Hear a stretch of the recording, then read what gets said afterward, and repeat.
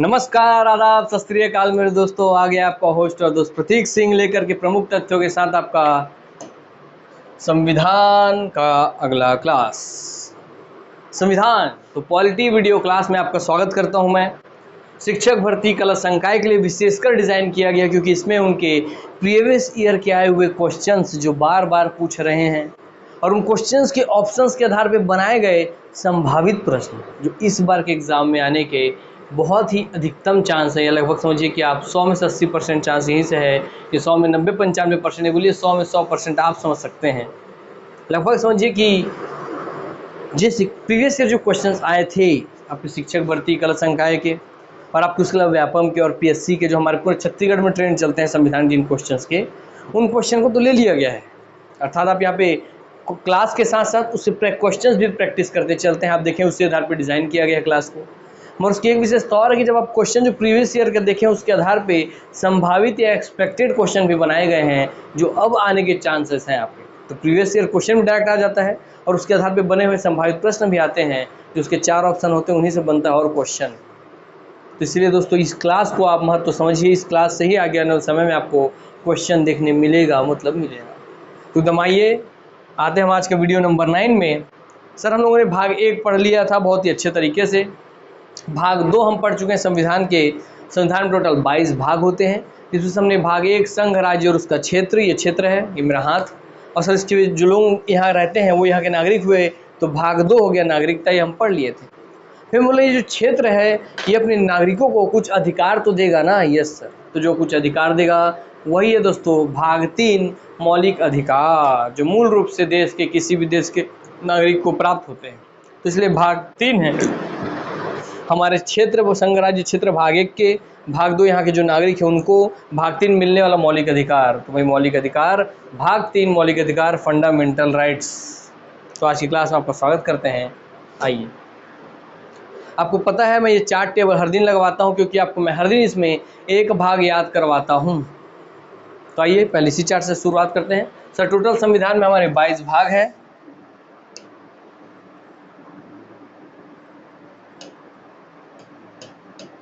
हमारे संविधान में टोटल 22 भाग है। उसमें 395 अनुच्छेद हैं संविधान में हमारे, और 12 अनुसूचियाँ हैं। 12 अनुसूचियाँ आप मुझसे पढ़ चुके हैं। ठीक, आगे जाकर और आपको इसकी व्याख्या कर देंगे। 395 अनुच्छेद में आप मुझसे 1 बाई 1 सारे अनुच्छेद पढ़ते जा रहे हैं। अब 22 भागों में सबसे पहले सर आपका भाग 1 आता है। तो कोई भी देश का कोई क्षेत्रफल होता है तो वही क्षेत्रफल हो गया संघ राज्य और उसका क्षेत्र।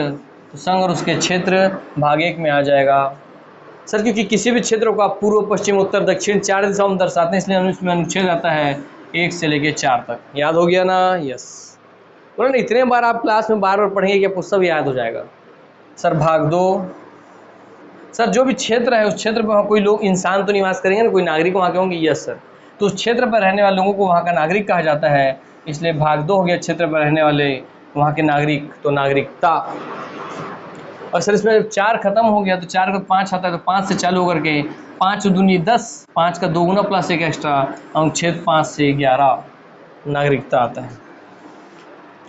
फिर सर आपका आता है भाग 3 जो आज की क्लास में हमारी शुरुआत होगी, और मैं भी इसकी बहुत सारी क्लासेस हों, 2, 3, 4 जितने भी क्लासेस होंगी, आप इसी मौलिक अधिकार के ऊपर देखेंगे भाग 3 के ऊपर कि सर्वाधिक क्वेश्चन जिस सेक्शन से पूछा जाता है, पहली बार सर्वाधिक जागरूकता जिस चीज़ों का लोगों को होना चाहिए वो है दोस्तों आपका भाग 3। अर्थात आपके क्या अधिकार हैं इस देश में, आपके क्या अधिकार हैं, आपको क्या क्या अधिकार प्राप्त है भारत देश के आप अगर नागरिक हैं। तो अगर आप भारत देश माने कोई क्षेत्र है जिसके आप नागरिक हैं तो आपको क्या क्या अधिकार प्राप्त है, इसलिए भाग 3 में आता है मूलभूत अधिकार। और इसी क्योंकि आपको पता होना चाहिए ना आपके राइट्स, आपके अधिकार, बोलते हैं ना नो योर राइट्स, अपने अधिकारों को जानिए। क्योंकि जो व्यक्ति खुद के अधिकार नहीं जानेगा वह दूसरों के अधिकार का क्या संरक्षण करेगा, और वो खुद के अधिकार नहीं जानेगा तो अपने हक की लड़ाई कैसे लड़ेगा। इसलिए आपको अपने अधिकार पता होना चाहिए, इसलिए बहुत ही इंपॉर्टेंट पार्ट है भाग 3 मौलिक अधिकार। इसमें अनुच्छेद आता है सर आपका, सर 1 से 4 हो गया, 4 का सर 5 है, 5 दूनी 10 और 1 11। सर 11 12 था सर 12 हो गया, 12 तिया 36 होता है उससे एक कम, तो 12 तिया 36 से कम 35। हाँ सर हो गया। 1 से 4, 5 से 11, 12 से 35। कैसा रहेगा? भाग 1 संघ राज्य और उसका क्षेत्र, मेरा हाथ एक क्षेत्र है समझिए, इसका है अनुच्छेद 1 से 4। सर इस पर यहाँ के नागरिक होंगे सर, तो भाग 2 नागरिकता सर 5 से 11। अब नागरिकों को सर मौलिक अधिकार मिलना चाहिए यहाँ के नागरिकों को, तो भाग 3 मौलिक अधिकार 12 से 35। तो 1 से 4, 5 से 11, 12 से 35 हो गया। और इसका क्योंकि यहाँ तक मैं आपको लास्ट क्लास में भी याद करवाया था, इस क्लास में एक हम एक्स्ट्रा आगे करके याद चलेंगे, भले पढ़ेंगे हम यही मगर आप पढ़ेंगे इसके आगे, याद इसके आगे क्या और कर लेते हैं। भाग 4 सर, भाग 4 क्या बोल रहे हैं, राज्य के जो भी राज्य मैंने आपके राज्य में आपके देश में जो भी सरकार है, आप राज्य का परिभाषा तो पहले सीख चुके हैं मुझसे। यस दोस्तों, तो वही जो राज्य हैं उनके नीति निर्देशक तत्व, अर्थात जब भी आपकी सरकार, आपकी छत्तीसगढ़ सरकार हो, भारत सरकार हो, वो जब भी कोई नीति बनाए तो उन किन तत्वों को ध्यान में रख कर बनाए और कौन से तत्व हैं जो इन राज्य को नीति बनाने के लिए निर्देशन देती है, उनको गाइडलाइंस देती है। तो हाँ सर, क्योंकि भैया हमारे मौलिक अधिकार मिल गए हमको, और हमारे लिए सरकार भी तो कोई काम करेगी ना, तो सरकार जो भी नीति लाएगी हमारे लिए, तो किन तत्वों को ध्यान में रख के पूरे निर्देशन, वो कौन से तत्व जो उनको निर्देशन देते हैं, उनको गाइड करते हैं, वही तत्व हैं दोस्तों राज्य के नीति निर्देशक तत्व। नीति निर्देशक हो, नीति निर्देशक तत्व। ठीक, तो सर भाग 4 हो गया क्लियर कि हमने सर यहाँ पे क्षेत्र था, इस पे हमारे नागरिक रहते थे। भाग 2 भाग 3 उनका मौलिक अधिकार। अब इन मौलिक नागरिकों ने अपने मौलिक अधिकार का उपयोग करके अपने लिए एक सरकार बनाई जिसे अब राज्य कहते हैं, और राज्य जब भी कोई नीति बनाएगी जनता के लिए तो कुछ निर्देशक तत्वों को ध्यान रख के बनाएगी। वही तत्व जो होंगे वो उसको निर्देशित करेंगे कि आपको इस दिशा में काम करना चाहिए, जनता के कल्याण के लिए, गरीबों के उत्थान के लिए, बेरोजगारी हटाने के लिए। यस, तो ऐसे जो तत्व उसे कहते हैं आप राज्य के नीति निर्देशक तत्व। ये आ जाएगा भाग 4। और इसमें अनुच्छेद आएगा आपका अनुच्छेद 36 से 51, 35 तक हो गया था, तो 35 आता है 36 और 36 से 51 हो गया। तो 1 से 4, 5 से 11, 12 से 35, 36 से 51 क्या बोलेंगे, 1 से 4, 5 से 11, 12 से 35, 36 से 51, 1, 4, 5, 11, 12, 35, 36 से 51। ऐसे ही राइम में याद कीजिए इसको, ठीक, ताकि आपको कंठस्थ रहिए कि भाग 1 1 से 4, भाग 2 5 से 11, भाग 3 12 से 35, भाग 4 36 से 51, और 51 के बाद भाग जो 4 ए आएगा वो 51 ए हो जाएगा, 51 का ही 51 ए, और भाग 4 का ही भाग 4 ए मूल कर्तव्य। चलिए, ये तो था इंट्रोडक्शन आपको क्लास में हर दिन एक भाग याद करवाने का। तो आज हम भाग 4 तक पढ़ चुके हैं, और इसको अभी आप ध्यान रखिए अपने दिमाग में, लोड मत दीजिए याद नहीं हो रहा है करके। हर दिन इतने बार रिपीट होगा ये, क्योंकि देखिए 3 बार तो यही रिपीट हो गया अभी तक, है ना, तो इतने बार रिपीट होगा आपका दिमाग बढ़ जाएगा। इसलिए निश्चिंत रहिए और इसको हर दिन जैसा मैं बताता हूँ उस तरीके से पढ़िए, तो आपका दिमाग बढ़ जाएगा। कोई भी मैं ऐसे ही पढ़िए जैसा मैं बताता हूँ कहानी। सर मेरा हाथ एक क्षेत्र है, तो हमें संघ राज्य और उसका क्षेत्र, इस पर कोई नागरिक आके रहेगा तो हाँ सब भाग 2 नागरिकता। इन नागरिकों को मौलिक अधिकार मिलना चाहिए, तो हाँ इन नागरिकों को मौलिक अधिकार मिलेगा, भाग 3 मौलिक अधिकार। और जब इनको मौलिक अधिकार मिल गया तो इन्होंने अपने से एक राज्य का निर्माण किया, एक सरकार का निर्माण किया, तो राज्य को निर्माण कर दिया। तब वो राज्य जो भी नीति बनाएगी तो किन तत्वों को ध्यान में रख के बनाएगी, कौन से तत्व जो उनको निर्देशित करेंगे, गाइड करेंगे, तो इसलिए भाग 4 हो जाएगा राज्य के नीति निर्देशक तत्व। ठीक, चलिए, तो भाग 4 हो गया राज्य के नीति निर्देशक तत्व, अनुच्छेद 36 से 51, 1 से 4, 5 से 11, 12 35, 36 से 51। हम आगे बढ़ते हैं। चलिए, अब आज की क्लास शुरुआत हम करने वाले जिसमें आप जानेंगे आज शुरुआती स्तर पे भाग 3 मूलभूत अधिकार, अर्थात आपके क्या अधिकार हैं इस देश में, आइए जानते हैं जो आपको संविधान ने दिए हैं। मौलिक अधिकार, जिसको आप इंग्लिश बोलते हैं फंडामेंटल राइट्स FR। सर भाग 3 है मौलिक अधिकार 12 से 35, तो भाग 3 में सर नाम है मौलिक अधिकार। इसमें अनुच्छेद आता है 12 से 35, 12 तिया 36 से 1 कम 35। ठीक, ऐसे याद रखिएगा। तो इसमें सबसे पहले आप समझना होगा सर अधिकार क्या होता है, राइट्स क्या होते हैं, क्योंकि हमको सब शब्दों का मतलब समझना होगा ना, क्योंकि आजकल कॉन्सेप्ट के स्तर के क्वेश्चन आते हैं, फैक्ट के स्तर के क्वेश्चन अब कम हो गए हैं, और फैक्ट के आ भी रहे तो उससे जुड़ा हुआ उनका कॉन्सेप्ट नहीं आ रहा है। आइए देखते हैं फिर।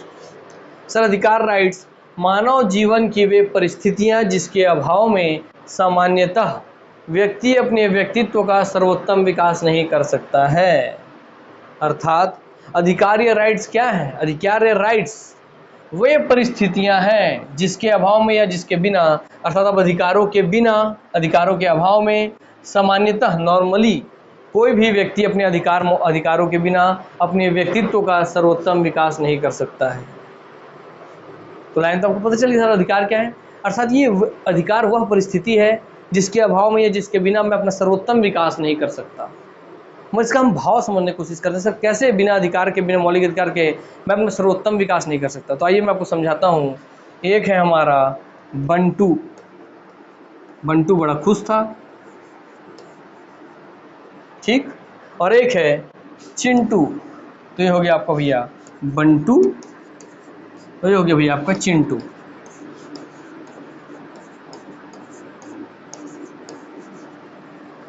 इसको मौलिक अधिकार प्राप्त है और इसको मौलिक अधिकार प्राप्त नहीं है। इसको लगा क्या जरूरत है मेरा, ठीक है। अब देखिए दोनों के दोनों को मैं आपको बहुत सारी परिस्थिति बोलता हूँ। सबसे पहले जैसे संविधान जैसे आप पढ़ेंगे तो बोलेगा समानता का अधिकार। तो सोचिए अगर दोनों के दोनों किसी स्थान पे गए और बंटी वाले किसी मूवी थिएटर ही देखने गए, मान लीजिए कोई मूवी थिएटर ही वहीं बैठने देखने गए, तो बंटू को बोला जा रहा है ये VIP लोगों का सीट है। तो बंटू को वो उसको मौलिक अधिकार पता है इसका, तो ये बोला कि भाई मेरा मौलिक अधिकार है, मैं जहां मन वहां टिकट दिया वहां बैठ सकता हूं। तो बंटू अपना टिकट कटाया और यहां बैठ गया। चिंटू तो भी टिकट कटाया था यहीं कहीं, मगर इसको अपने मौलिक अधिकार नहीं पता थे कि हाँ टिकट कटाने के बाद भी मेरा अधिकार है कि मैं जहाँ चाहूँ वहाँ समानतापूर्वक बैठ सकता हूँ। तो इसको भैया यहाँ नहीं बैठने दिए, इसको यहाँ बैठा दिए। एक चीज़ ये हो गई। दूसरा और ले लेते हैं। तो देखिए समानता का अधिकार है, तो समझो छोटे छोटे एग्जाम्पल। आइए दूसरा समझाता हूँ। जैसे ये तो भैया मंदिर, ठीक, पताका लहरा रहा है, ठीक, मंदिर से बंटू गया वैसे ही इसको गेट में जाके पूजा पाठ करने दे दिया, कोई दिक्कत नहीं हुआ। चिंटू गया, बंटू गया तो इसको बोले रुको रुको, तुमको मंदिर जाने प्रवेश नहीं है। बोला कि सुनिए मेरा नाम बंटू है और मुझे समानता का अधिकार प्राप्त है और मैं स्वतंत्र हूँ अपने देश के किसी भी मंदिर में प्रवेश करने के लिए, और मुझे समानता का अधिकार प्राप्त है, आप मुझे रोक नहीं सकते, मैं भी इस देश का नागरिक हूँ। इसको इसका मौलिक अधिकार पता था, ये मंदिर अंदर प्रवेश कर गया।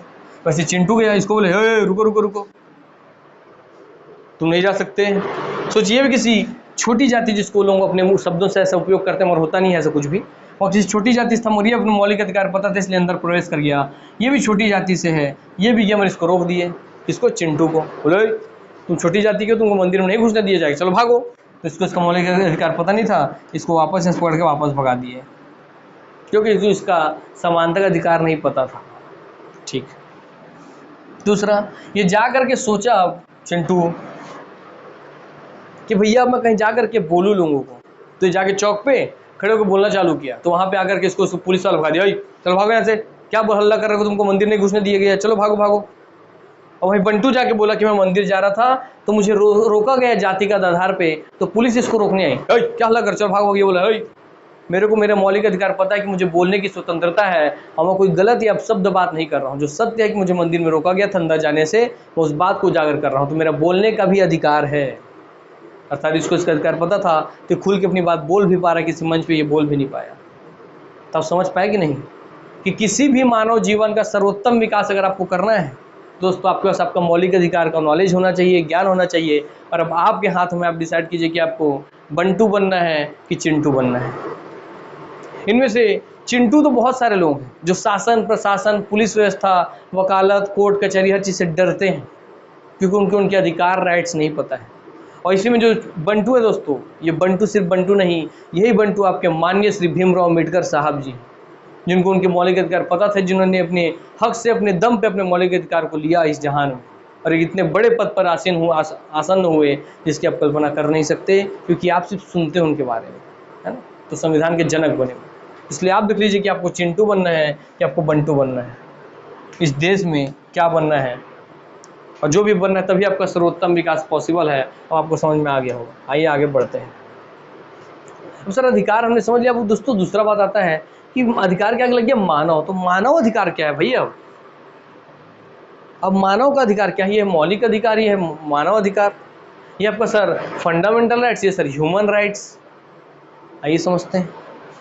मानवाधिकार वे अधिकार हैं जो हमें मानव होने के नाते प्राप्त होते हैं।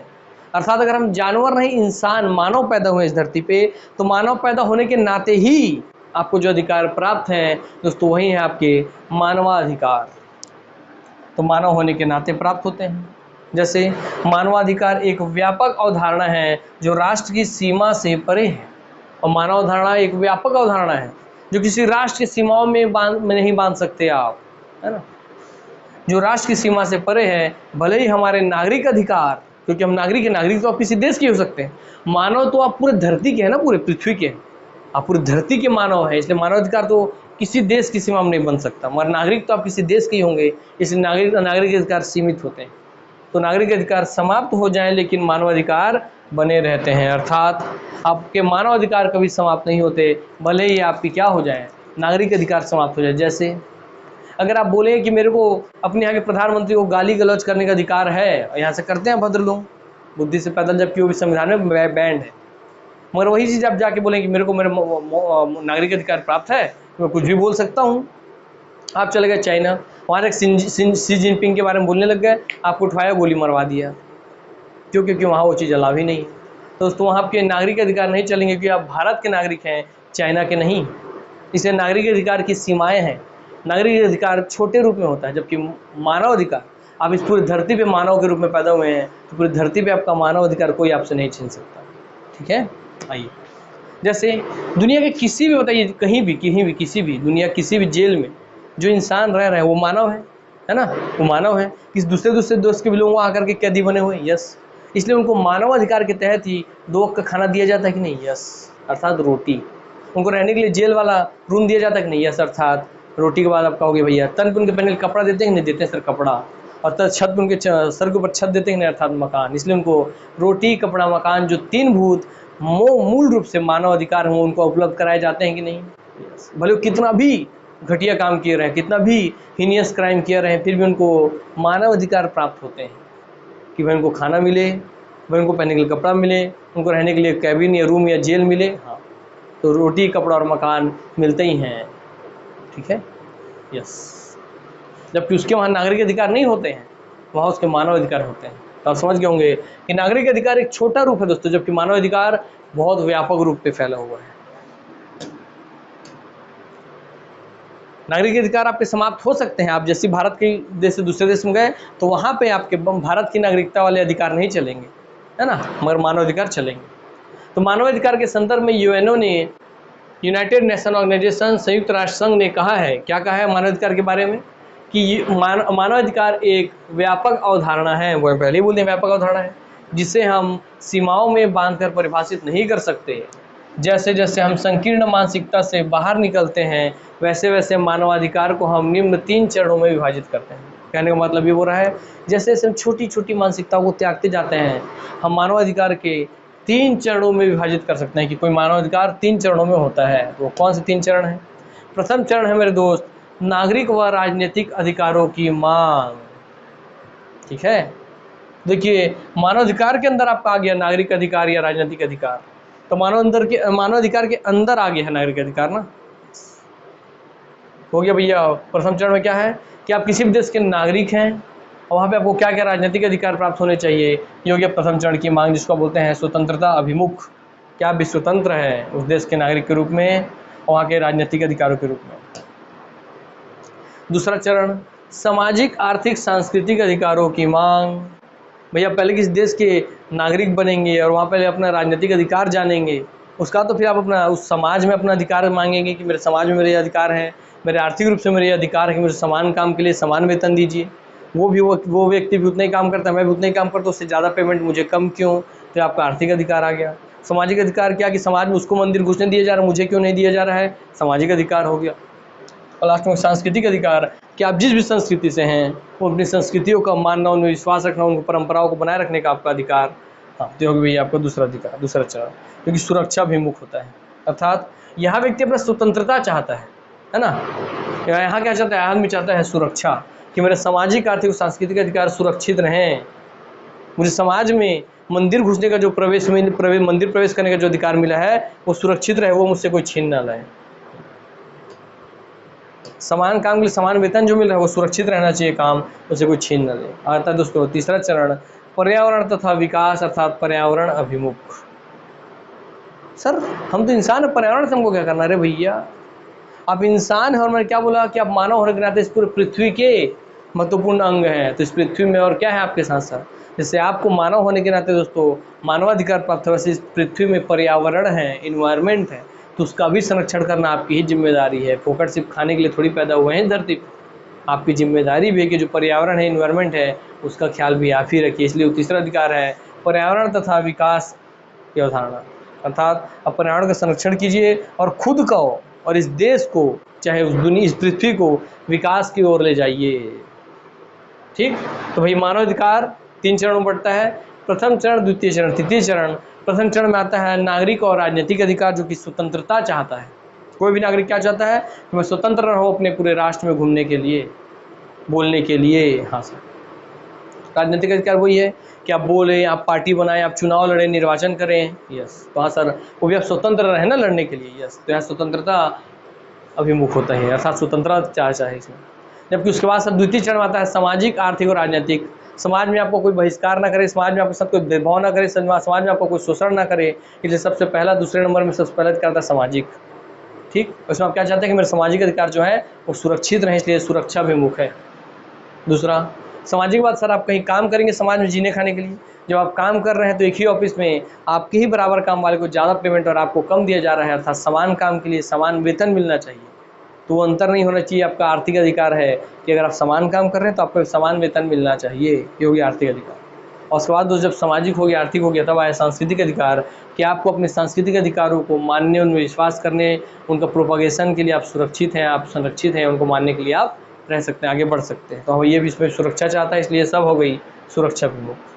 तीसरा चरण है आप मानव के रूप में पैदा हुए धरती पे, तो भैया आपका जिम्मेदारी इस पर्यावरण को और इस देश को, इस धरती को आप विकास की ओर ले जाएं। तो इस पर्यावरण तथा विकास हो गया, और ये क्या है आपका पर्यावरण अभिमुख। इसमें मेन आपके एनवायरनमेंट को अच्छा बनाए रखना, इसमें सिर्फ आपका आसपास का एनवायरनमेंट भी अच्छा बना रहे, भेदभाव वाला ना बना रहे, पेड़ पौधे से हरा भरा वाला रहे, तो हर टाइप का एनवायरनमेंट है ना। चलिए, अब 3 जो चीज़ समझ गए होंगे, अब आगे बढ़ते हैं। मानव अधिकारों की घोषणा, अब देखते हैं सर मानव अधिकार की घोषणा कब हुई कि भाई लोग, दुनिया में लोगों को मानव अधिकार प्राप्त है, इसकी घोषणा कब हुई। सर मानव अधिकारों की सार्वभौमिक घोषणा 10 दिसंबर 1948 को की गई, जिसे अंतर्राष्ट्रीय मैग्ना कार्टा कहा गया। अब आता है यहाँ पे एक टर्म, क्या सर ये मैग्ना कार्टा क्या है। तो इस चीज़ को भी आप बहुत अच्छे से समझ लीजिए, ताकि आपको लाइफ में आज के बाद हमेशा याद रहे। मान लीजिए आप, इसमें दोनों टाइप के रूप होते हैं ना। मान लीजिए कि आप ऐसे ही मस्त घूमते फिरते रहते थे, पढ़ाई लिखाई करते थे, पास हो जाते थे, ठीक है। अचानक से आपके किसी दोस्त ने, चाचा ने, रिलेटिव ने, पापा ने, भाई ने, किसी ने भी, दुनिया का कोई भी व्यक्ति आपको बोलता है कि अरे यार तुम एक काम करो, तुम ना IAS की तैयारी करो, बहुत अच्छा लाइफ है उसमें। और आपको कुछ पता नहीं था, आप बस उनका बात सुने और आप IAS की तैयारी करने चले गए, और आप IAS की तैयारी किए और आप IAS बन गए। तो आपका जीवन सोचिए IAS बनने से पहले कैसा होगा और उसके बाद कैसा होगा। अर्थात आपके जीवन में बहुत ज़्यादा पॉजिटिव, सकारात्मक, लाभान्वित बदलाव हुआ, एक क्रांतिकारी बदलाव हुआ। उससे पहले आप ठल्हा वाला पड़े घूमते फिरते रहते थे, आपको उन्होंने बोला भाई जाओ तुम IAS की तैयारी करो, तुम IAS तैयारी की और तुम्हारा IAS निकल भी गया। तो दोस्तों जिसने तुमको वो सलाह दिया था, वो सलाह जो तुम्हारे जीवन में बहुत बड़ा क्रांतिकारी बदलाव किया, और वो भी सकारात्मक दिशा में, तो दोस्तों वही डिसीजन जिसने तुमको बोला था वही कहलाता है मैग्ना कार्टा। और इसलिए इसको भी कहा गया है मैग्ना कार्टा कि मानव अधिकारों की सार्वभौमिक घोषणा 10 दिसंबर 1948 को की गई, जिसे अंतर्राष्ट्रीय मैग्ना कार्टा कहा जाता है, क्योंकि यह अंतर्राष्ट्रीय स्तर पे, विश्व स्तर पर बहुत ही बड़ा क्रांतिकारी डिसीजन था कि अब आपको आपके मानव अधिकार मिलेंगे इस दुनिया में जो भी मानव हैं। अर्थात आप पूरी दुनिया के मानव हैं, है ना। भले आप नागरिक अपने देश के हैं, मगर मानव आप पूरी दुनिया के हैं। तो बहुत बड़ा जो भी डिसीजन हो। कल आप ऐसे ही घूम रहे थे, फिर रहे थे, आप IAS मान लीजिए, आप जीवन बहुत दुखी थे, बहुत उदास थे। उसने कहा यार तुम क्या यार IAS बन गए, तुम बहुत दुखी उदास हो, एक काम करो बढ़िया चाय वाय ठेला लगाओ, करोड़ों रुपये छापोगे यार। और आप उसका बात सुनो, चल गए चाय ठेला लगाने। आप चाय ठेला लगाए IAS का जॉब छोड़ के, और उस चाय ठेला को लगाते लगाते आपने पूरा पृथ्वी में, पूरा भारत में, पूरा हर देश में अपना अपना फ्रेंचाइजी खोल दी, जैसे मैकडोनल्ड्स है, KFC है, डोमिनोज है, वैसे ही बस आपने खोल दिया, पिज्जा हट वैसे फ्रेंचाइजी खोला, और आज आप अरबों खरबों भी कमा रहे हैं, और आज आप बहुत खुश भी हैं। तो वो डिसीजन जिसने आपका IAS छुड़वाया आपको, वो डिसीजन भले ही आपको लग रहा हो कि मेरे लिए नुकसान थोड़ी है, मगर अगर उसका सकारात्मक परिवर्तन हो कि आप खुश हैं और आज बहुत पैसे वाले भी हैं और खुश हैं अंदर से, तो दोस्तों वह डिसीजन जिसने आपको बोला था कि चाय बेचो, वही डिसीजन आपका मैग्ना कार्टा हो जाएगा। ठीक है, तो डिसीजन याद रखिए, मैग्ना कार्टा आप अच्छे समझ गए होंगे कि क्या चीज़ होता है। ठीक, तो इसमें भैया आपके 10 दिसंबर 1948 याद रखिएगा, तिथि बहुत इंपॉर्टेंट है।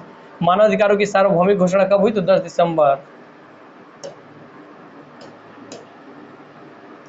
10 दिसंबर 1948 को सार्वभौमिक घोषणा हुई, मानव अधिकारों की सार्वभौमिक घोषणा हुई थी। इस घोषणा में 30 अनुच्छेदों के माध्यम, कितने अनुच्छेद, 30 अनुच्छेदों के माध्यम से की गई तथा इन अनुच्छेदों को 4 भागों में बांटा गया। तो इसमें 30 अनुच्छेद थे और 30 अनुच्छेद को 4 भागों में बांटा गया।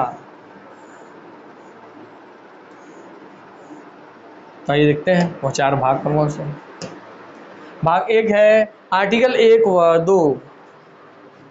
देखिए पहले तो आप इस धरती पे मानव के रूप में पैदा हुए तो सबसे पहले आपको आपके मानव अधिकार तो पता हो जाए, तो इसलिए बहुत अच्छे से जानिए इनको, है ना, ताकि कल के आप अपने जो बच्चे हैं उनको ये सब चीज़ शिक्षा दे सकें। ठीक, कुछ चीज़ें पढ़ाई से भी ऊपर स्तर की होती हैं दोस्तों, वही है ये आर्टिकल 1 और 2। इस वर्ग में सभी मानव अधिकारों के मूल सिद्धांतों का वर्णन है, अर्थात अनुच्छेद 1 और 2 में सभी मानव अधिकार के मूल सिद्धांत, कि जितने मानव अधिकार हैं उसका मूल सिद्धांत क्या है, मेनली वो क्या कहना चाहते हैं, वो की पॉइंट क्या है, वो बताया गया 1 और 2 में। आर्टिकल 3 से 21, तो 3 सप्ते 21, 1 और 2 के फिर 3 सप्ते 21 ऐसे याद रखना।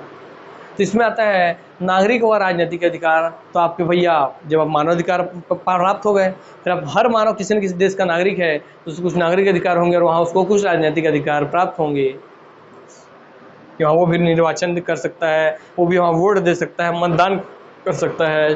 हाँ सर। सर आता है पार्ट 3 अनुच्छेद 21 का 22 से 27, 22, 5, 27। तो आर्थिक, सामाजिक और सांस्कृतिक अधिकार जो पीछे पड़ा तो उसी को बांटना देखिए, क्योंकि भाई आपका 80 में। फिर लास्ट में आता है आपका आर्टिकल भाग 4 आर्टिकल 28 से 30, बोले ना टोटल 30 अनुच्छेद हैं, तो 1, 2, 3 सप्ते 21, 22 से 27, 28 से 30। इसमें आता है सभी मानव अधिकारों को उपभोग में करने की बातें की गई हैं। सभी मानव अधिकारों का उपभोग करने की बातें की गई हैं। याद रखिए उपभोग छोड़ दीजिए, सभी मानव अधिकारों को उपभोग करने की बातें की गई हैं, अर्थात कि हर व्यक्ति अपने मानव अधिकारों का यूज़ करे, उनका लाभ उठाए, उनसे खुद को लाभान्वित करे, ये बात इसमें कही गई। पहला हर बात 1 और 2 जो है अनुच्छेद 1 और 2, इसमें कहा गया है क्या कि आपको जितने भी ये पूरे बीच के अनुच्छेद हैं इन सब के मूल सिद्धांत क्या है, मेन की पॉइंट क्या है, क्या कहना चाह रहे हैं, वो पूरे दिए गए अनुच्छेद 1 और 2 में। फिर आपके साथ आता है 3 सप्ते 21, 3 से 21 आ गया, अर्थात आप किसी न किसी देश के नागरिक होंगे, मानव है तो आप, और नागरिक होंगे तो वहाँ आपको आपके राजनीतिक अधिकार पता होना चाहिए कि आप किस देश के नागरिक हैं, तो वहाँ आप अपने नागरिकता अधिकारों का प्रयोग करके ही आप अपने राजनीतिक अधिकार के तहत लोगों को निर्वाचन करवाएंगे, चुनाव करेंगे और अपने लिए एक सरकार बनाएंगे जो आपका पूरे देश का शासन चलाए। इसलिए नागरिक अधिकार और राजनीतिक अधिकार दूसरे भाग में आता है। फिर आप किसी न किसी सामाजिक परिवेश में होंगे, किसी न किसी समाज से बिलोंग करते होंगे, फिर किसी न किसी आर्थिक गतिविधि में लगे होंगे जीने खाने के लिए। हाँ सर, तो आपको आपके सामाजिक, आर्थिक, सामाजिक और सांस्कृतिक अधिकार पता होना चाहिए। वो हो गया सर आपका 22, 5, 27, 22 से 27। फिर लास्ट बचा आपका भाग 4 में 27 के बाद 28 से 30, उसमें आपका है सभी मानव अधिकारों का आपको उपभोग करने की बातें की गई हैं कि आप जितने मानव अधिकार हैं उनको उपयोग कीजिए। तो 4 भाग, उसमें 30 अनुच्छेद, यही है 10 दिसंबर 1948 को घोषणा हुई थी मानव अधिकार की, जिसे मैग्ना कार्टा कहा गया। बात खत्म, पैसा हजम। अब आता है मेन बात जिसको आप सुने थे सर, ह्यूमन राइट्स। अब आप समझ चुके हैं मानव अधिकार, ह्यूमन राइट्स आप समझ चुके हैं। अब आप क्या समझेंगे, अब आप समझ रहे हैं दोस्तों मौलिक अधिकार, जो कि अब आपके किस में हैं सर, मौलिक अधिकार आपके हैं हमारे भारतीय संविधान में, फंडामेंटल राइट्स। तो मानव होने के नाते अपना अधिकार जानेंगे दुनिया में।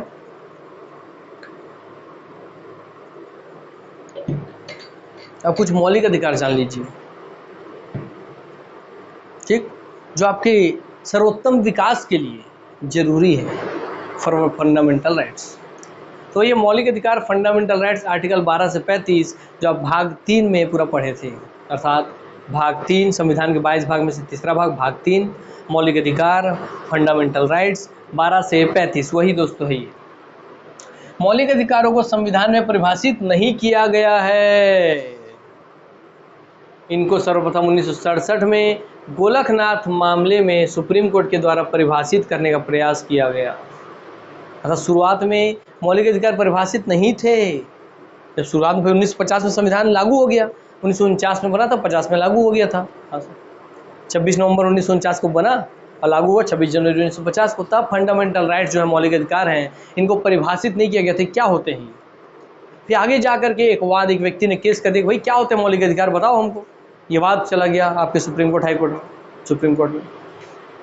तो सुप्रीम कोर्ट में जब इन्होंने पूछा क्या होते हैं फंडामेंटल राइट्स, तो बात है 1967 की, अर्थात 50 में बना संविधान, उसके 17 साल बाद, क्योंकि 17 में खतरा होता है, तो 67 में गोलकनाथ मामले में सुप्रीम कोर्ट ने, तो गोलकनाथ एक व्यक्ति थे जिन्होंने पूछा कि क्या होता है भाई मौलिक अधिकार, मुझे नहीं पता है बताइए, तो सुप्रीम कोर्ट ने उसकी व्याख्या की। तो गोलकनाथ मामले में 1967 के सुप्रीम कोर्ट के द्वारा परिभाषित करने का प्रयास किया गया, उन्होंने कोशिश की कि क्या होता है फंडामेंटल राइट्स, आइए हम आपको बताते हैं। वे प्राकृतिक, तो उन्होंने कहा वे प्राकृतिक अधिकार जो व्यक्ति के चहुमुखी विकास, चहुमुखी मतलब 4 दिशाओं के विकास के लिए आवश्यक है। सुप्रीम कोर्ट ने बस यही बात कही कि वे प्राकृतिक अधिकार जो व्यक्ति के चहुमुखी विकास के हेतु आवश्यक है वही उसके मौलिक अधिकार है। भाई चहुमुखी में 4 चीज़ें कौन है? चहु का मतलब होता है 4 चीज़, 4 दिशाओं में। हाँ सर, पहला है भौतिक, अर्थात उसको भौतिक दिशा में उसके विकास हो, उसका बौद्धिक दिशा में उसका विकास हो, उसके नैतिक दिशा में उसका विकास हो, दोस्तों उसके आध्यात्मिक दिशा में विकास हो गया कि नहीं? 4, बौद्धिक, नैतिक, बौद्धिक, क्या बोलते हैं, भौतिक, भौतिक, बौद्धिक, नैतिक और आध्यात्मिक, ये 4 दिशाएं हैं मेरे दोस्त। ठीक, अब देखिए कितना अच्छे सीख रहे, आपको अंदाजा भी नहीं है। जो आपको कहा गोलकनाथवाद में क्या बात हुआ, क्या सुप्रीम कोर्ट ने कहा, हर एक चीज़ें पता चली, कल यही कूट बन के आ जाएगा, ये स्टेटमेंट दे देगा। प्राकृतिक अधिकार जो व्यक्ति के चहुमुखी के विकास भौतिक, बौद्धिक, आध्यात्मिक हेतु आवश्यक है, ये किस वाद में कहा गया था? गोलकनाथवाद, केशवानंद भारतीवाद, ऐसे आपको 4 क्या होता है बेरुबारीवाद, ऐसे 4 वाद दे देगा। बोला ना, आपको अंदाजा भी नहीं है कि आपके क्वेश्चंस यहीं से निकलने वाले हैं भविष्य के, इसलिए निश्चिंत होकर के पढ़िए, इससे क्वेश्चन बाहर नहीं आएगा।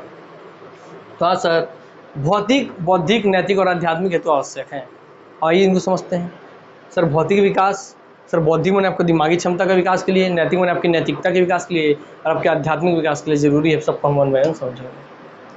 ठीक, चलिए सर भौतिक विकास क्या होता है आपको समझाता हूँ। भाई भौतिक विकास का मतलब होता है आपके आसपास की जो भी सुख सुविधाएं ना आप डेवलप कर सकते हैं। जैसे आपके आसपास अच्छे रोड हो, सड़क हो, पानी हो, बिजली हो, घर में आप आराम से बिजली हवा पंखा चला के हवा खा सके, है ना, आप जितनी सुख सुविधाएं हैं वो सारे सुख सुविधा आपके भौतिक सुख सुविधाओं में आता है। बौद्धिक का बात क्या है कि आपकी बौद्धिक क्षमता का विकास मतलब आपको बहुत अच्छे स्तर पे पढ़ने लिखने, एजुकेशन प्राप्त करने, है ना, तो ये सब चीज़ का सुविधा प्राप्त हुई है। नैतिक क्या है दोस्तों, कि आपको आपके नैतिकता का ज्ञान हो कि आपको बड़ों से कैसे बात करना चाहिए, छोटों से कितना प्यार से बात करना चाहिए, बड़ों को आदर सम्मान देना चाहिए, दूसरों से बदतमीजी बेइज्जती नहीं करना चाहिए, ऊँचे आवाज़ में बात नहीं करना चाहिए, मतलब आप सदाचारी रहें, वो है आपका नैतिक विकास। दोस्तों आध्यात्मिक हो गया कि आप आध्यात्मिक और ध्यान दें, अर्थात आप मेडिटेशन करें, आप अपने बारे में विचार करें, खुद को खुद का टाइम दें, है ना। ठीक, चलिए इस प्रकृति के बारे में जाने पहचाने, आपका आध्यात्मिक विकास, यही है चहुमुखी विकास। और जो भी इस चहुमुखी के विकास के लिए जो भी आपको प्राकृतिक अधिकार प्राप्त होने चाहिए वही आपको मौलिक अधिकार। क्योंकि 1 मिनट बहुत गर्मी लग रही है।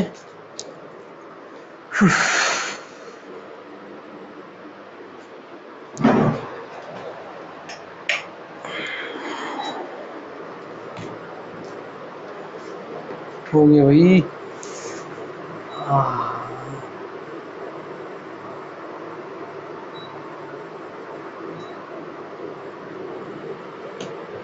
चलिए सर, आपने मानव अधिकार समझ लिया जो मानव होने के नाते आपको प्राप्त होना चाहिए। सर आपने मौलिक अधिकार समझ लिया जो चहुमुखी विकास के लिए अर्थात आपके सर्वांगीण विकास के लिए आवश्यक है, मौलिक अधिकार हो गए।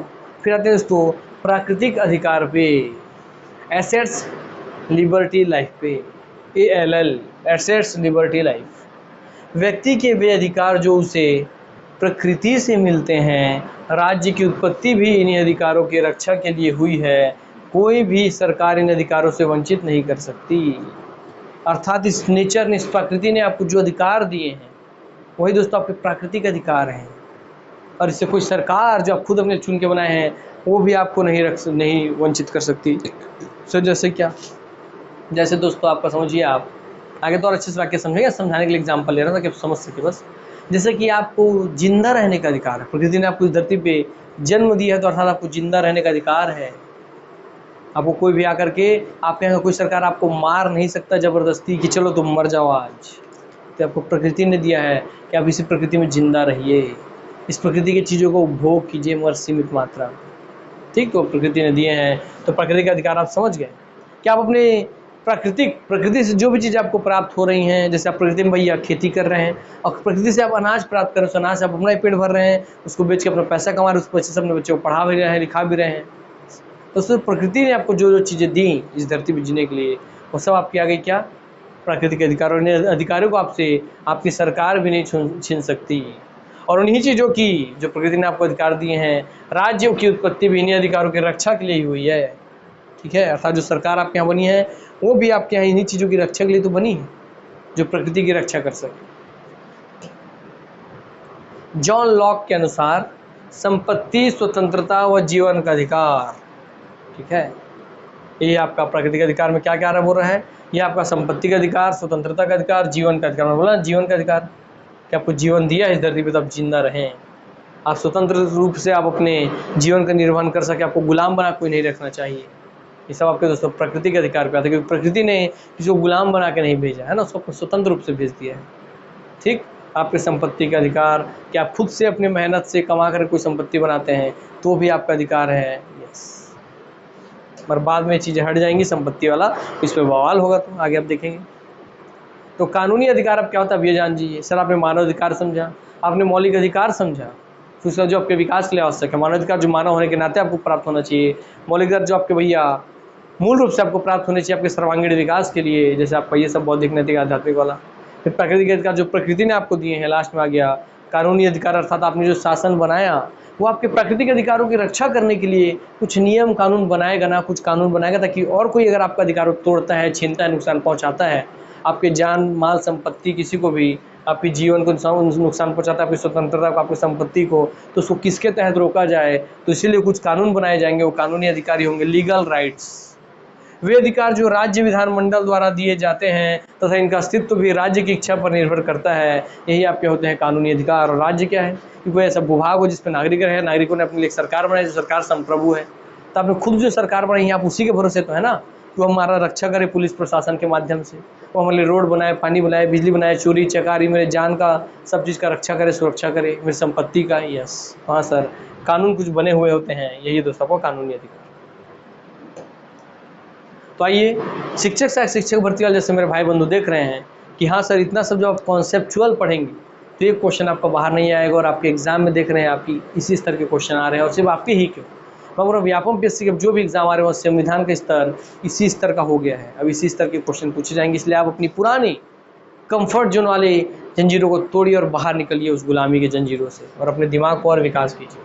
तो आइए उसी विकास क्रम में एक क्वेश्चन आपके लिए यहाँ पर है, सार्वभौमिक मानवाधिकार की घोषणा कब हुई? और ये क्या है सर? एक्सपेक्टेड क्वेश्चन है जो आपसे कभी भी पूछ सकता है। तो सार्वभौमिक मानवाधिकार की घोषणा हुई थी 10 दिसंबर 1948 को। भारत जब आज़ाद हुआ उसके एक साल बाद 1948 में। कब? वो भी कब? 10 दिसंबर को, मैंने 10/12/1948। हाँ सर, 10 दिसंबर 1948। बी होना चाहिए, आंसर बी है, बात खत्म। ठीक, चलो यार इससे पहले देखिए क्या होता है कि हम लोग ना सर इससे बस सिर्फ रटने वाला क्लास हम लोग पढ़े, कि फैक्ट बना दिए, टेबल बना दिए, चार्ट बना दिए, ब्लॉक डायग्राम हमको रटवा दिए, हमको लगा वाह यार कितना अच्छा ज्ञान दिए, और अब उसी रटे हुए नोट से दोस्त आपको क्वेश्चन नहीं बन रहे हैं, क्योंकि आपने उसकी आत्मा ही नहीं समझी है। जो चाहते हैं हमारे एग्जाम कंडक्टिंग एजेंसी है ना, वो ये चाहता है कि रियल मायने में आप जाने तो यार वो है क्या, क्योंकि वो आपके जीवन के लिए फायदेमंद है। इसलिए आपको इसको एग्जाम की दृष्टि से अगर पढ़ेंगे आप तो कभी आपसे क्वेश्चन नहीं बनेगा। मगर एक मानव होने के नाते कि मैं धरती में पैदा हुआ हूँ तो मुझे अपने अधिकार तो पता हो, मैं जागरूक तो हूँ, मैं जानूँ तो आप अगर जानने की इच्छा से, जागरूकता की इच्छा से पढ़ेंगे तब तो हर एक क्वेश्चन बनेगा। इसलिए दोस्तों उसी स्तर का पढ़ाई आप कीजिए, और ऐसा अगर आप पढ़ें और ये बहुत आपको भारी लग रहा होगा तो लगने दीजिए, क्योंकि आप अपनी जंजीरों से बाहर निकल रहे हैं, अपने आराम वाले क्षेत्र से आप बाहर आ रहे हैं, अपने कंफर्ट जोन से आप बाहर निकल रहे हैं, और बाहर निकलना जरूरी है, अन्यथा आप पीछे छूट जाएंगे बहुतों से। फिर क्वेश्चन, मौलिक अधिकार किस अनुच्छेद में वर्णित है? ये प्रीवियस ईयर क्वेश्चन दोस्तों PYQ है। तो मौलिक अधिकार किस अनुच्छेद में वर्णित है? सर मौलिक अधिकार आपका भाग 3 मौलिक अधिकार 12 से 35 में वर्णित है। अनुच्छेद 12 से 35, अनुच्छेद 12 से 35 बी। तो आप डिसाइड कीजिए आप कहाँ से पढ़े हैं, कैसा पढ़े हैं, वो मैं नहीं जानता, मगर अब आपको आने वाले भविष्य के लिए क्या पढ़ाना चाहिए और कितना और कहाँ से पढ़ना चाहिए, कैसा पढ़ना चाहिए, किस गुरु से पढ़ना चाहिए, वो आपके हाथ में, और आप डिसाइड कीजिए बात, है ना। मैं हमेशा बोलता हूँ कि यार 4 जगह भटकने की जगह अच्छा अगर आप कहीं और पढ़ें मगर अगर आपको पूरा खुल के पढ़ा दिया गया है तो उसी को रिवीजन कीजिए। देखिए कोई भी टीचर 100% कोई भी सब्जेक्ट नहीं पढ़ा सकता, कुछ तो उससे छूटेगा और वो आपको धीरे धीरे पढ़ते पढ़ते कब आएगा, आपको नॉलेज आएगा। मगर मेन गुरु का काम क्या है सर? गुरु, वास्तविक गुरु वही है जो आपको उस विषय में, उस सब्जेक्ट में रुचि पैदा कर दे कि अरे यार ये तो मेरे को कितना जरूरी है इस चीज़ को जानना, ये तो मेरे जीवन के लिए इतना महत्वपूर्ण है। आज मैं जानूंगा तो कल अपने बच्चे को मैं उसके सारे अधिकार बता पाऊंगा, तो कल वो जागरूक रहेगा तो उसके कोई अधिकार नहीं छीनेगा। तो आपको महत्व समझना होगा। जहाँ भी दोस्तों ऐसा कोई गुरु है जिसको आपको लग रहा है कि बस मेरे इस सब्जेक्ट में इन्होंने रुचि पैदा किया, प्यार पैदा किया, विश्वास पैदा किया, बस अब इनको पकड़ के मुझे पढ़ना है, एक बार इनसे पूरा पढ़ लूँ, इनसे पूरा समझ लूँ और इसी क्रम में आगे बढ़ते हुए मैं चलूँ, आपको देखिएगा आपका सक्सेस आपके हाथ में आएगी, है ना। चलिए, तो आप डिसाइड कीजिए किसी एक गुरु को पकड़ना और एक गुरु को पकड़ के दोस्तों आप आगे बढ़ते चलिए, है ना। अगर वो आपके लिए सही सर्वोत्तम है, आपको उनकी बातें समझ में आती हैं, आपको उनका बताया हुआ समझाया हुआ चीज़ समझ में आ रहा है तो। मौलिक अधिकारों का वर्णन आता है दोस्तों। अब आपका मौलिक अधिकार पे हम आ गए। हाँ सर, फंडामेंटल राइट्स में जो हमारे भारतीय संविधान के भाग 3 में मौलिक अधिकार अनुच्छेद 12 से 35 है, अब उसी का पूरा वर्णन है, देख लीजिए। सर बताइए दुनिया में सबसे पहला चीज़ क्या है? सर दुनिया में सबसे पहला चीज़ ये है कि मुझे समान समझा जाए यार। अगर मैं किसी नीचे वर्ग से हूँ, जिसको 4 वर्ग बोलते हैं, ब्राह्मण, क्षत्रिय, वैश्य, शूद्र, जो कि बांटे गए थे मगर कर्म के आधार पर बांटे गए थे, उसके बाद में धर्म जातीयगत आधार दे दिए गए, गलत है। पर फिर समझाने के लिए कि मान लीजिए मैं कोई चमड़े का काम करने वाला, मैं कोई चमार हूँ, समझ लीजिए आप, है ना। भैया यहाँ पे मेरे सामने कोई पंडित ब्राह्मण राजपूत है, ठीक है, वो जा रहे हैं मंदिर, उनको घुसने नहीं दे रहे हैं, मैं जा रहा हूँ मंदिर, मुझे घुसने से रोक दे रहे हैं। वो बढ़िया अपना बारात व शादी ब्याह अपना खुशी बाजा ढोल बजा कर सकते हैं, मैं अपना शादी ब्याह खुशी मजा के नहीं कर सकता। तो यार सबसे पहला चीज़ मुझे क्या चाहिए? मुझे चाहिए सबसे पहली चीज़ समानता, कि मुझे भी उनके बराबर समान कर दीजिए ना, क्यों ये अंतर रखें आप। तो इसलिए सबसे पहला मौलिक अधिकार आता है दोस्तों, सबसे पहला मौलिक अधिकार आता है आपका समानता का अधिकार। समझ में आ गया सबसे पहले क्यों रखा गया इसको? क्योंकि हर व्यक्ति सबसे पहले यही देखता है, क्योंकि जब आंखें खुलेंगी उसकी, तो आंखें खोलने के बाद आदमी को कुछ नहीं पता कि मेरी क्या स्वतंत्रता है क्या नहीं। सबसे पहले ये देखता है कि यार उनको जो चीज़ मिल रही है मुझे वो चीज़ क्यों नहीं, मैं उनके समान क्यों नहीं हूँ, मैं उनके बराबर क्यों नहीं हूँ। इसलिए सबसे पहला अधिकार आपका रखा गया मौलिक अधिकारों में। मतलब हर चीज़ आपका रटा जाएगा दिमाग में यार, कॉन्सेप्ट से कोई भी चीज़ है, रटा नहीं है। हाँ सर, सबसे पहला अधिकार रहेगा समानता का अधिकार, और अब ये क्यों है आपको बहुत अच्छे से पता चल गया। अच्छा, समानता के अधिकार आपको दिए गए हैं भैया, तो उसमें आपके कुछ अनुच्छेद भी हैं सर। जो अनुच्छेद है 14 से 18।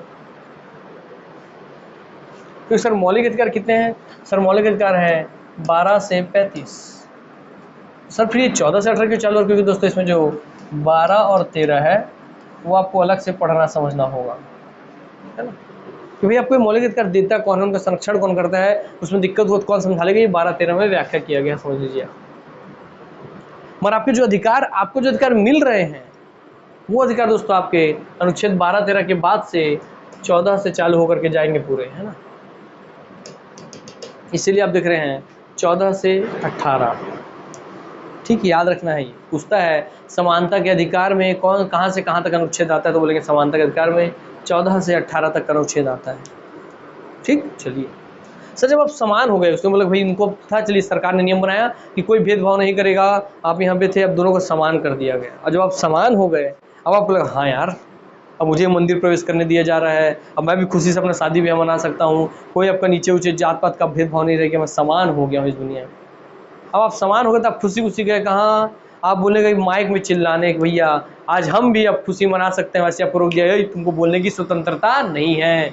आप घूमने गए, मैं अपना भारत देश घूमने चलता हूँ बढ़िया से गाड़ी में, आप बोले तुमको घूमने की स्वतंत्रता नहीं है।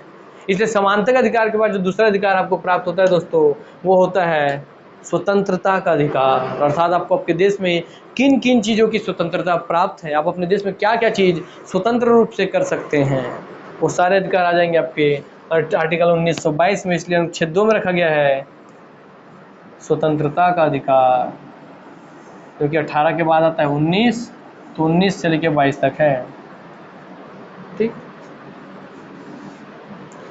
बताइए अब आपको समझ आ रहा कि सर सही बात है, पहले नंबर पे समानता क्यों रखा गया, सेकंड नंबर पे स्वतंत्रता को क्यों रखा गया, अब आपको समझ में आ रहा है ना। तो हर एक चीज़ का महत्व तो समझिए। संविधान कोई चीज़ ऐसे बैल बुद्धि जैसे उठा के नहीं डाला गया दोस्त, बहुत गहन विचारधारा लगी है जो आपको मैं समझा रहा हूँ, और जो मैं जिस थॉट प्रोसेस समझा रहा हूँ ना, वही थॉट प्रोसेस से ये इस सीक्वेंस में जमा, इसलिए उनको जो बना रहे थे उनको रटना नहीं पड़ा था। इसलिए जब उनकी आप मानसिकता समझ जाएंगे जो संविधान निर्माण करने वाले थे, तब वो क्यों संविधान भारी लगेगा यार, बताइए। चलिए आगे बढ़ते हैं। बताइए, जब आप भाई समान हो गए, अब आपको स्वतंत्रता है कि आप बोल पा रहे हैं खुशी से कोई बात, चार बात, आप घूम पा रहे हैं कहीं भी, आप कहीं भी अपना घर बार बना पा रहे हैं, कहीं कमाने धमाने के लिए जा पा रहे हैं, अर्थात मतलब देश में पूरे स्वतंत्र हैं, कुछ लिमिटेड क्षेत्रों को जोड़ के जो सरकार ने बैन किया हुआ है, ठीक, तब स्वतंत्र हो गए। तब आदमी क्या चाहेगा? मैं समान हूँ, सभी के बराबर मुझे अधिकार मिल रहा है, मैं स्वतंत्र हूँ हर अपने एक काम करने के लिए। तो उसके बाद आदमी के मन में लालसा आती है किसकी? शोषण के विरुद्ध अधिकार, कि यार मैं समान हो गया, मुझे स्वतंत्रता मिल गई, फिर भी अगर कोई मेरा शोषण करे तो, फिर भी कोई अगर मेरा शोषण करे तो, और शोषण किसका करेगा? अरे भैया, अगर मैं नादान बालक बच्चा हूँ तो मुझे कोई अपने यहाँ बंधुआ मजदूर बना के रख लिया तो, क्योंकि मैं तो नादान बच्चा हूँ, तो मेरा शोषण हो रहा है कि नहीं? या क्योंकि मेरे अंदर ना समानता का ज्ञान ना स्वतंत्रता का ज्ञान, मैं तो छोटा बच्चा हूँ, मुझे भाई किसी ने अपने यहाँ बंधुआ मजदूर बना के रख लिया, गुलाम बना के रख लिया तो, ठीक। सर मुझे किसी ने कम पैसे में चॉकलेट वॉकलेट खाने पीने का लालच दे करके किसी ने मुझे अपने यहाँ बाल कर्मचारी बना के रख लिया तो, जैसे मतलब कि करते हैं छोटे छोटे बड़े बड़े होटलों में छोटे छोटे बच्चे प्लेट धोते रहते हैं, तो भी कैसा है, उसमें भी नियम कानून है। किसी खतरनाक जगह पे कोई छोटा बच्चा 18 साल से कम का कोई बच्चा काम नहीं कर सकता, और नॉर्मल जहाँ खतरा नहीं है वहाँ 14 साल से कम का बच्चा काम नहीं करेगा, 14 साल से ऊपर का बच्चा काम कर सकता है, ठीक। तो हाँ सर, ठीक हो जाएगा दोस्तों। बाल श्रम, जो लोग बाल श्रम करवाते हैं, बच्चों से काम करवाते हैं, वह काम आ जाएगा कि आपका शोषण हो रहा है, किसी बच्चे से आप काम करा रहे हो तो आप उसके बचपन का पूरा शोषण कर लिया, आप उसके बचपन का, उसका बच्चा रहने वाला चीज़ों का, बच्चे रहने वाली फीलिंग का पूरा शोषण कर लिए। और अगर आप उसको बंधुआ मजदूरी बना लिए तो आप उसको दोस्तों बालाश्रम, जबरदस्ती डरा के धमका के अपने यहाँ बाल श्रम करवा रहे हैं, या अपने बंधुआ मजदूरी बना लिए, सिर्फ बच्चे के बड़े को बना लिए हैं। तो दोस्तों इसमें आता है दो ही चीज़, बालात श्रम और बाल श्रम। कि बालात मतलब हो गया कि अब बालात मतलब जबरदस्ती, लात मुक्का मार, कैसे याद रखवाता हूँ मैं, बालात मतलब लात मुक्का मार के डरा धमका के किसी से काम करवा रहे हैं तो बालात श्रम, और आप किसी बच्चे से काम कर रहे हैं तो बाल श्रम। तो आप दोनों ही करवाएंगे तो आप किसी का शोषण कर रहे हैं ना, यस। तो दोस्तों आप शोषण कर रहे हैं, इसलिए आता है दूसरा क्या, कि आपकी समानता और स्वतंत्रता का कोई शोषण ना कर ले, इस रूप में। इसलिए तीसरा आता है आपका शोषण के विरुद्ध अधिकार, कि अगर आपको कोई शोषण करता है तो आप उसके विरुद्ध आपको ये अधिकार प्राप्त है। तो आगे दोस्तों आपका 14 से 18 ये था, 19 से 22 ये है, 23 और 24, ठीक है, क्लियर।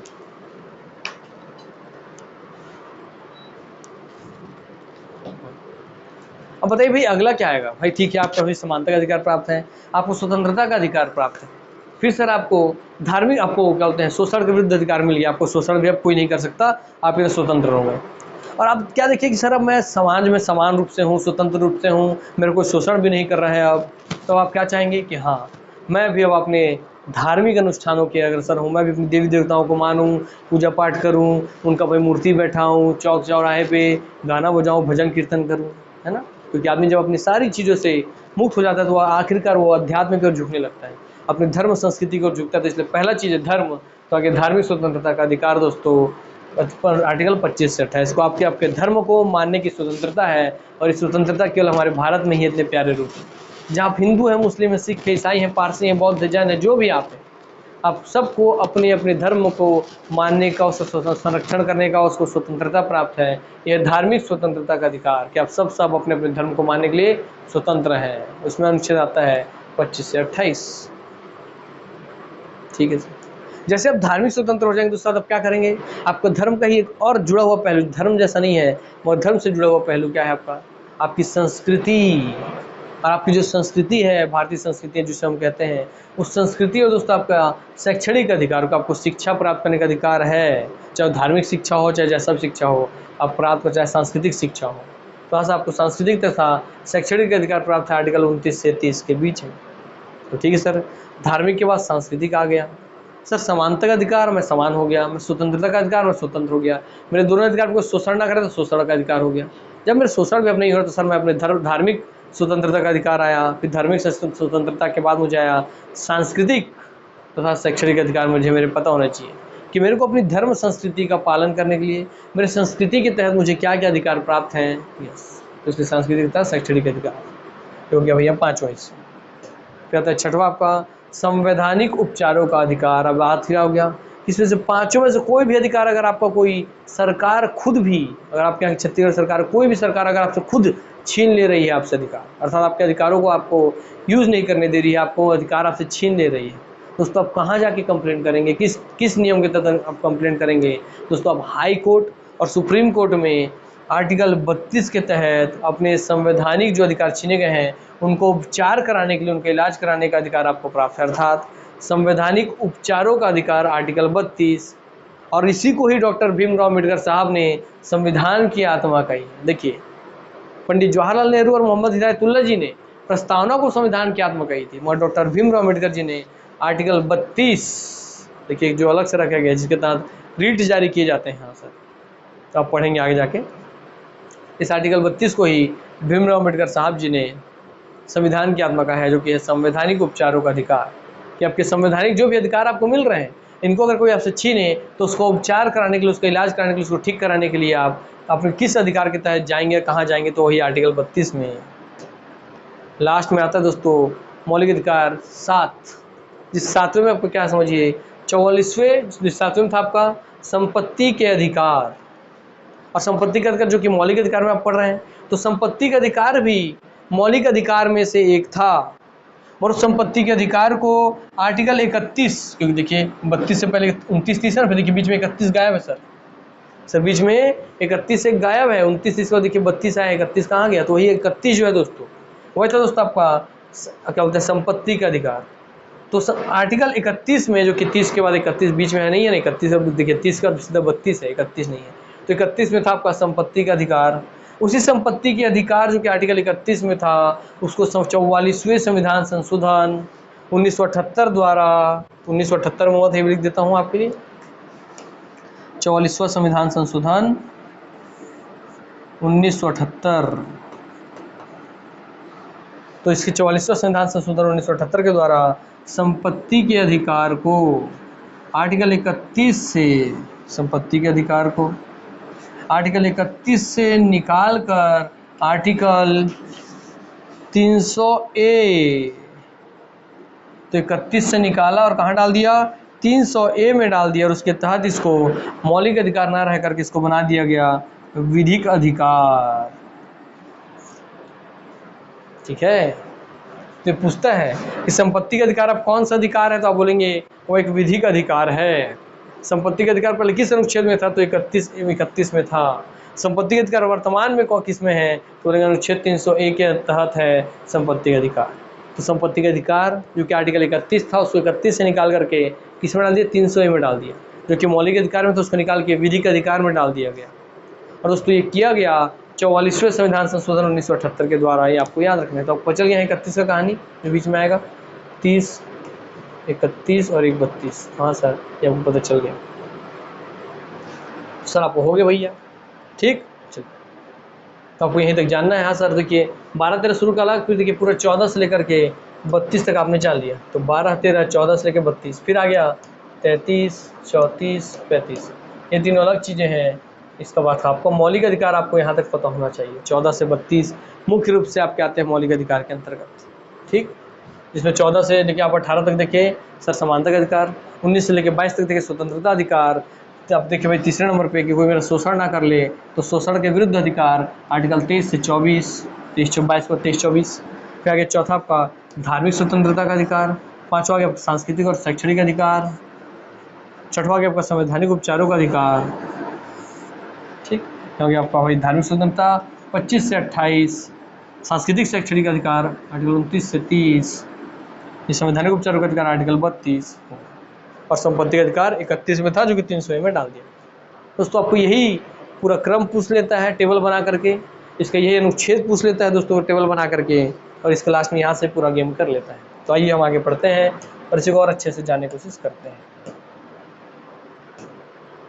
अनुच्छेद 12 मैंने बोलते हैं सर आपका, हम आप प्रवेश कर चुके हैं। तो पहले एक बार देखिए, आपको याद करने की कोशिश कीजिए। याद कैसे करना है सर आपको बताता हूँ, एक बार रुकिए। आप सबसे पहले लिखते चलिए जैसे बोल रहा हूँ सर। सबसे पहले आप क्या चाहेंगे, आप पैदा होंगे तो मुझे समानता मिले समाज में, तो सर सबसे पहले आ गया समानता का अधिकार, सिर्फ की पॉइंट लिखिए। दूसरा सर आपको आप चाहेंगे सम्मान हो गया, अब मुझे स्वतंत्रता मिले, मैं स्वतंत्र रहूँ, तो स्वतंत्रता का अधिकार। फिर अब तीसरा देखिए मेरा कोई शोषण कर रहा है तो भैया शोषण विरुद्ध अधिकार, शोषण विरुद्ध अधिकार। जैसे अब कब शोषण नहीं हो रहा है, आप सब चीज़ से हो गए हैं बराबर। अब आप देखें भैया कि मुझे मेरा धार्मिक स्वतंत्रता मिले, धार्मिक स्वतंत्रता आपको प्राप्त हो। इसलिए हमारे भारत में हर व्यक्ति अपने अपने धर्म को स्वतंत्रता पूर्वक मान सकता है। पांचों जब धार्मिक रूप से हो गए तो आप सांस्कृतिक और शैक्षणिक अधिकार आपको पता होना चाहिए। आपके सांस्कृतिक के तहत आप क्या क्या चीज़ें कर सकते हैं। तो सांस्कृतिक तथा शैक्षणिक अधिकार। तो छठवा हो गया आपको, क्या छठवा था नहीं, है ना? सांस्कृतिक अधिकार। सातवां हो गया आपको, क्या था देख लेते हैं एक बार, मेरा दिमाग छूट जा रहा है। हाँ, छठवां आपका संवैधानिक उपचारों का अधिकार। ठीक, कुछ मुझे कॉन्सेप्ट में मिसकॉन्सेप्ट लग रहा है, मुझे चेक कर लेते हैं। ठीक है, दिक्कत की बात नहीं है, कुछ भी आपको गलती मत हो आपके साथ, ये मैं चाहता हूँ।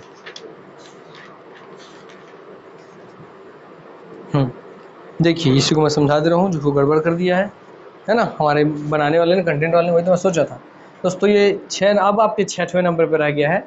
आपको मैं जो इधर लिखा था उस पर लिखवाता हूँ ताकि आपको समझ में आ जाए अच्छे से। देखिए हाँ सर, ये था, फिर यहाँ था दोस्तों आपका 6वें में था आपका संपत्ति का अधिकार, संपत्ति का अधिकार। ठीक, और दोस्तों 7वें में था आपका संवैधानिक उपचार, कि आपके अधिकार को छीन लिया तो संवैधानिक उपचारों का अधिकार, संवैधानिक उपचारों का अधिकार, उपचारों का अधिकार। देखिए मूल रूप से जब संविधान बना तो आपको यह 7 मौलिक अधिकार प्राप्त होते हैं। बाद में अनुच्छेद, देखिए अभी अनुच्छेद लिख देते हैं, आइए ताकि आपको समझ में रहे।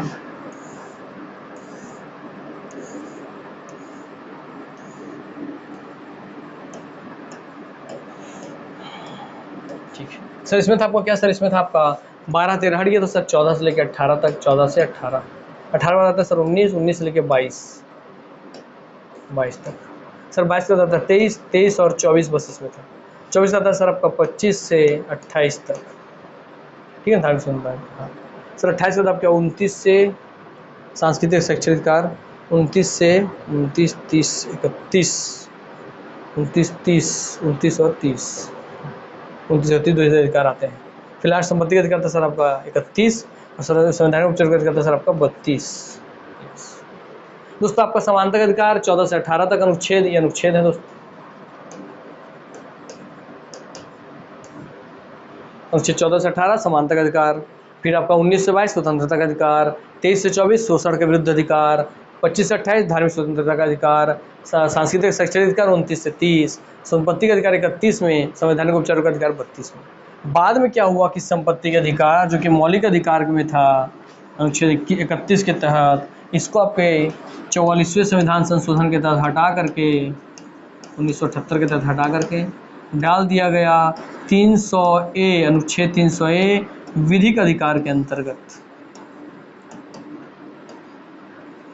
ठीक, तो आपको याद हो गया होगा, ऐसे ही याद रखिएगा आप। जब भी मुझसे जब तक मौलिक अधिकार चलेगा आपको यही टेबल मैं बार बार दिखाऊंगा ताकि आपको पूरा अनुच्छेद, उसके समानता के अधिकार के अंदर कौन से अनुच्छेद आते हैं, 14 से 18 तक, स्वतंत्रता के अंदर 19 से 22 तक, इस तरीके से आपको पूरा याद हो जाए। ठीक, चलिए आगे बढ़ते हैं।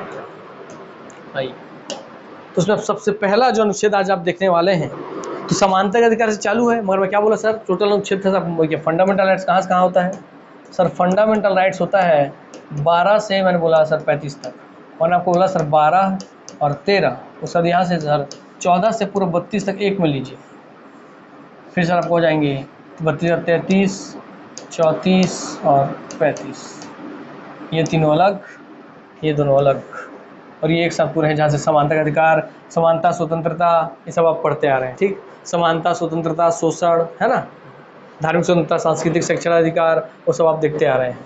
मगर आप जो यहाँ से पढ़ेंगे, नेक्स्ट क्लास से यहाँ पढ़ेंगे, आज आप जो पढ़ेंगे वो आर्टिकल अनुच्छेद 12 और 13, जो कि आपका समझना है कि 12 और 13 में क्या है। तो आइए हम उसी की ओर आगे बढ़ते हैं। और कोई भी चीज़ आपको छूटेगा नहीं, आप हर एक चीज़ जानेंगे, संविधान के एक एक कोना आप जाएंगे, एक एक कोने में आप जाके झाँकेंगे, अरे ऐसा है, तो निश्चिंत होकर पढ़ते चलिए। अनुच्छेद 12 राज्य की परिभाषा, तो क्या है सर अनुच्छेद 12 में सर, सर मौलिक अधिकार के अनुच्छेद 12 में है राज्य की परिभाषा। राज्य क्या है? राज्य के नीति निर्देशक तत्व, राज्य क्या है? तो आप सब शुरू राज्य देखे थे और यहाँ देखते हैं राज्य की परिभाषा क्या है। इस भाग में जब तक कि संदर्भ से अन्यथा अपेक्षित न हो, राज्य के अंतर्गत भारत की सरकार और संसद तथा राज्यों में से प्रत्येक राज्य की सरकार और विधानमंडल तथा भारत के राज्य क्षेत्र के भीतर या बाहर सरकार के नियंत्रण के अधीन सभी स्थानीय और अन्य प्राधिकारी हैं। ये दोस्तों संविधान के शब्द लिखे हुए हैं कि आपको सरकार से तात्पर्य, मैं की पॉइंट में बताता हूँ। सरकार का मतलब ये जितने भी प्रकार का सरकार आपके भारत में है, जैसे केंद्र में केंद्र सरकार, सर केंद्र स्तर पे सर संसद, लोकसभा, राज्यसभा, हाँ सर राज्य स्तर पे राज्य सरकार, विधानमंडल, विधान परिषद, सर ऐसे स्तर पे सर ग्राम पंचायती राज जो नगरीय निकाय। हाँ, तो जो भी सरकार है, जो अर्थात सरकार आपके पूरे देश के संचालन के लिए जिन भी कर्मचारी अधिकारियों को नियुक्त करता है वो सभी राज्य की परिभाषा के अंतर्गत समाहित है, अर्थात सभी को मिला करके बनता है राज्य। यही ये कहना चाह रहा है। इसी को देख लीजिए कि राज्य के अंतर्गत भारत की सरकार, मैंने बोला सिर्फ सरकार शब्द याद रखिए, राज्य मतलब आपको ध्यान रहेगा सरकार। और उसकी आत्मा क्या थी? सर कोई भी सरकार क्या होती है सर, उसका एक निश्चित भूभाग हो, उस भूभाग पे लोग रहें, उन लोगों को उनका भैया सरकार का नियुक्ति कर, सरकार के संप्रभु हो, हाँ तो वो राज्य है दोस्तों।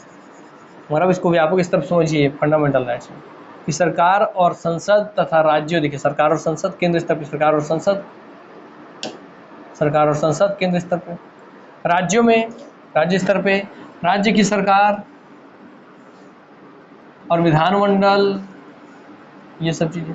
भारत के राज्य क्षेत्र के भीतर, कोई राज्य क्षेत्र के अंदर का बात कर रहा है, या भारत सरकार के नियंत्रण के अधीन, या भारत सरकार के नियंत्रण के अधीन कोई है, या भारत सरकार जो राज्य उसके अंतर्गत कोई है, तो उस अधीन सभी स्थानीय और अन्य प्राधिकारी। ठीक है, तो राज्य क्षेत्र के भीतर या भारत सरकार के नियंत्रण के अधीन सभी स्थानीय और अन्य प्राधिकारी जिनको भी अधिकार प्राप्त दिया गया है वो सब के सब हो जाते हैं राज्य। तो ये था दोस्तों आपका राज्य की परिभाषा में राज्य क्या है, यही था अनुच्छेद 12 में। क्योंकि आपने अपने मौलिक अधिकारों की रक्षा सुरक्षा के लिए किनको नियुक्त किया है? सर देखिए मैंने अपने मौलिक अधिकार नियुक्ति की, मेरे भारत छत्तीसगढ़ ये भारत हमारा क्षेत्र है, इस क्षेत्र पर सर मैं आपके यहाँ रहता हूँ, मेरे से बहुत आदमी रहते हैं। यस, तो भाई यही राज्य होता है ना। कोई निश्चित भूभाग हो, वहाँ पे नागरिक रहे, नागरिक अपने लिए सरकार, अभी अपने लिए एक सरकार बनाएंगे, एक सिस्टम बनाएंगे। ये सिस्टम जो बनेगा ये सरकार कहलाएगी। और ये संप्रभु मतलब अपने खुद निर्णय खुद ले, किसी विदेश से पूछने की जरूरत नहीं, क्योंकि अब हम गुलाम नहीं हैं। तो हाँ सर, क्योंकि ये राज्य, और यही राज्य क्यों बनता है? ताकि हमें सुरक्षा दे, हमारी हर एक चीज़ की फैसिलिटी बना सके, हमारे लिए नई नई योजना बनाए, नीति बनाए, सब सुविधाएं डेवलप कर सके। और ये वही है दोस्तों आपका राज्य, जिसमें आपका देखिए भाई राज्य में क्या कर रहा है सर, केंद्र सरकार, विधायिका व कार्यपालिका, अर्थात विधायिका, कार्यपालिका और न्यायपालिका तीन होते हैं। किसके स्तंभ भैया? संविधान के 3 स्तंभ होते हैं। तो उसमें सरकार के अंतर्गत, केंद्र सरकार के अंतर्गत विधायिका और जो कार्यपालिका है, इन दोनों को मिला के कहा जाता है सरकार। विधायिका जो नियम कानून बनाएगा, कार्यपालिका जो उस बनाए हुए नियम का पालन का क्रियान्वयन करेगा। तो हो गया सर, तो केंद्र सरकार का अंतर्गत आता है विधायिका व कार्यपालिका। और इसे क्वेश्चन बनता भी, आपको बताऊँ आगे। दूसरा हो गया सर स्थानीय सरकार, ठीक है। तीसरा हो गया केंद्र व राज्यों से जुड़े सभी प्राधिकरण, MTNL, ONGC, BSNL, ये सब आते हैं दोस्तों राज्य के अंतर्गत। राज्य के यहाँ सरकारी कर्मचारी है। यस, मतलब आप समझिए एक तरीके से हिंट दे रहा हूँ, एग्जाम मत लिखिएगा। जहाँ भी सरकारी कर्मचारी कोई है वो सब ज़्यादा सरकार है, समझ लीजिए आप। ठीक, तो केंद्र सरकार, स्थानीय सरकार, केंद्र व राज्य से जुड़े सभी प्राधिकरण, MTNL, ONGC, BSNL, ये तीनों याद रखिएगा। कोर्ट में पूछता है अनुच्छेद 12 के अंतर्गत राज्य का मतलब क्या क्या है।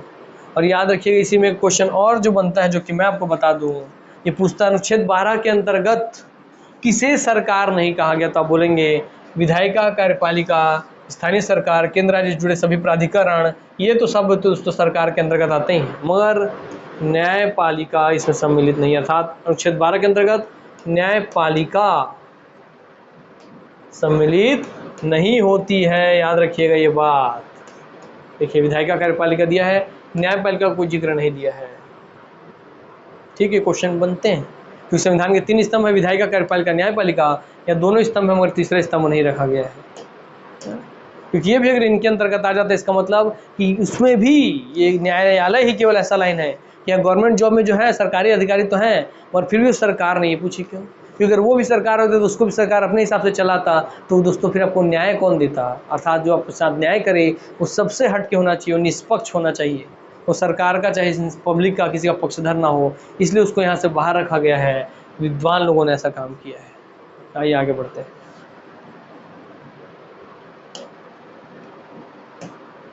अनुच्छेद 12 के बाद आता है आपका 13। अनुच्छेद 13 मूल अधिकारों से असंगत या उनका अल्पीकरण करने वाली विधियां। अर्थात मूल अधिकारों से अगर कोई असंगत या उनका अल्पीकरण कोई करे, अर्थात आपके मूल अधिकार को कोई छोटा करे, उससे आपको छीने, आपको अगर कम करे उन अधिकारों को, या उससे कोई असंगत कार्य करे तो करने वाली विधियां। राज्य कोई भी ऐसी विधि नहीं बनाएगा जो मौलिक अधिकारों का हनन करती हो।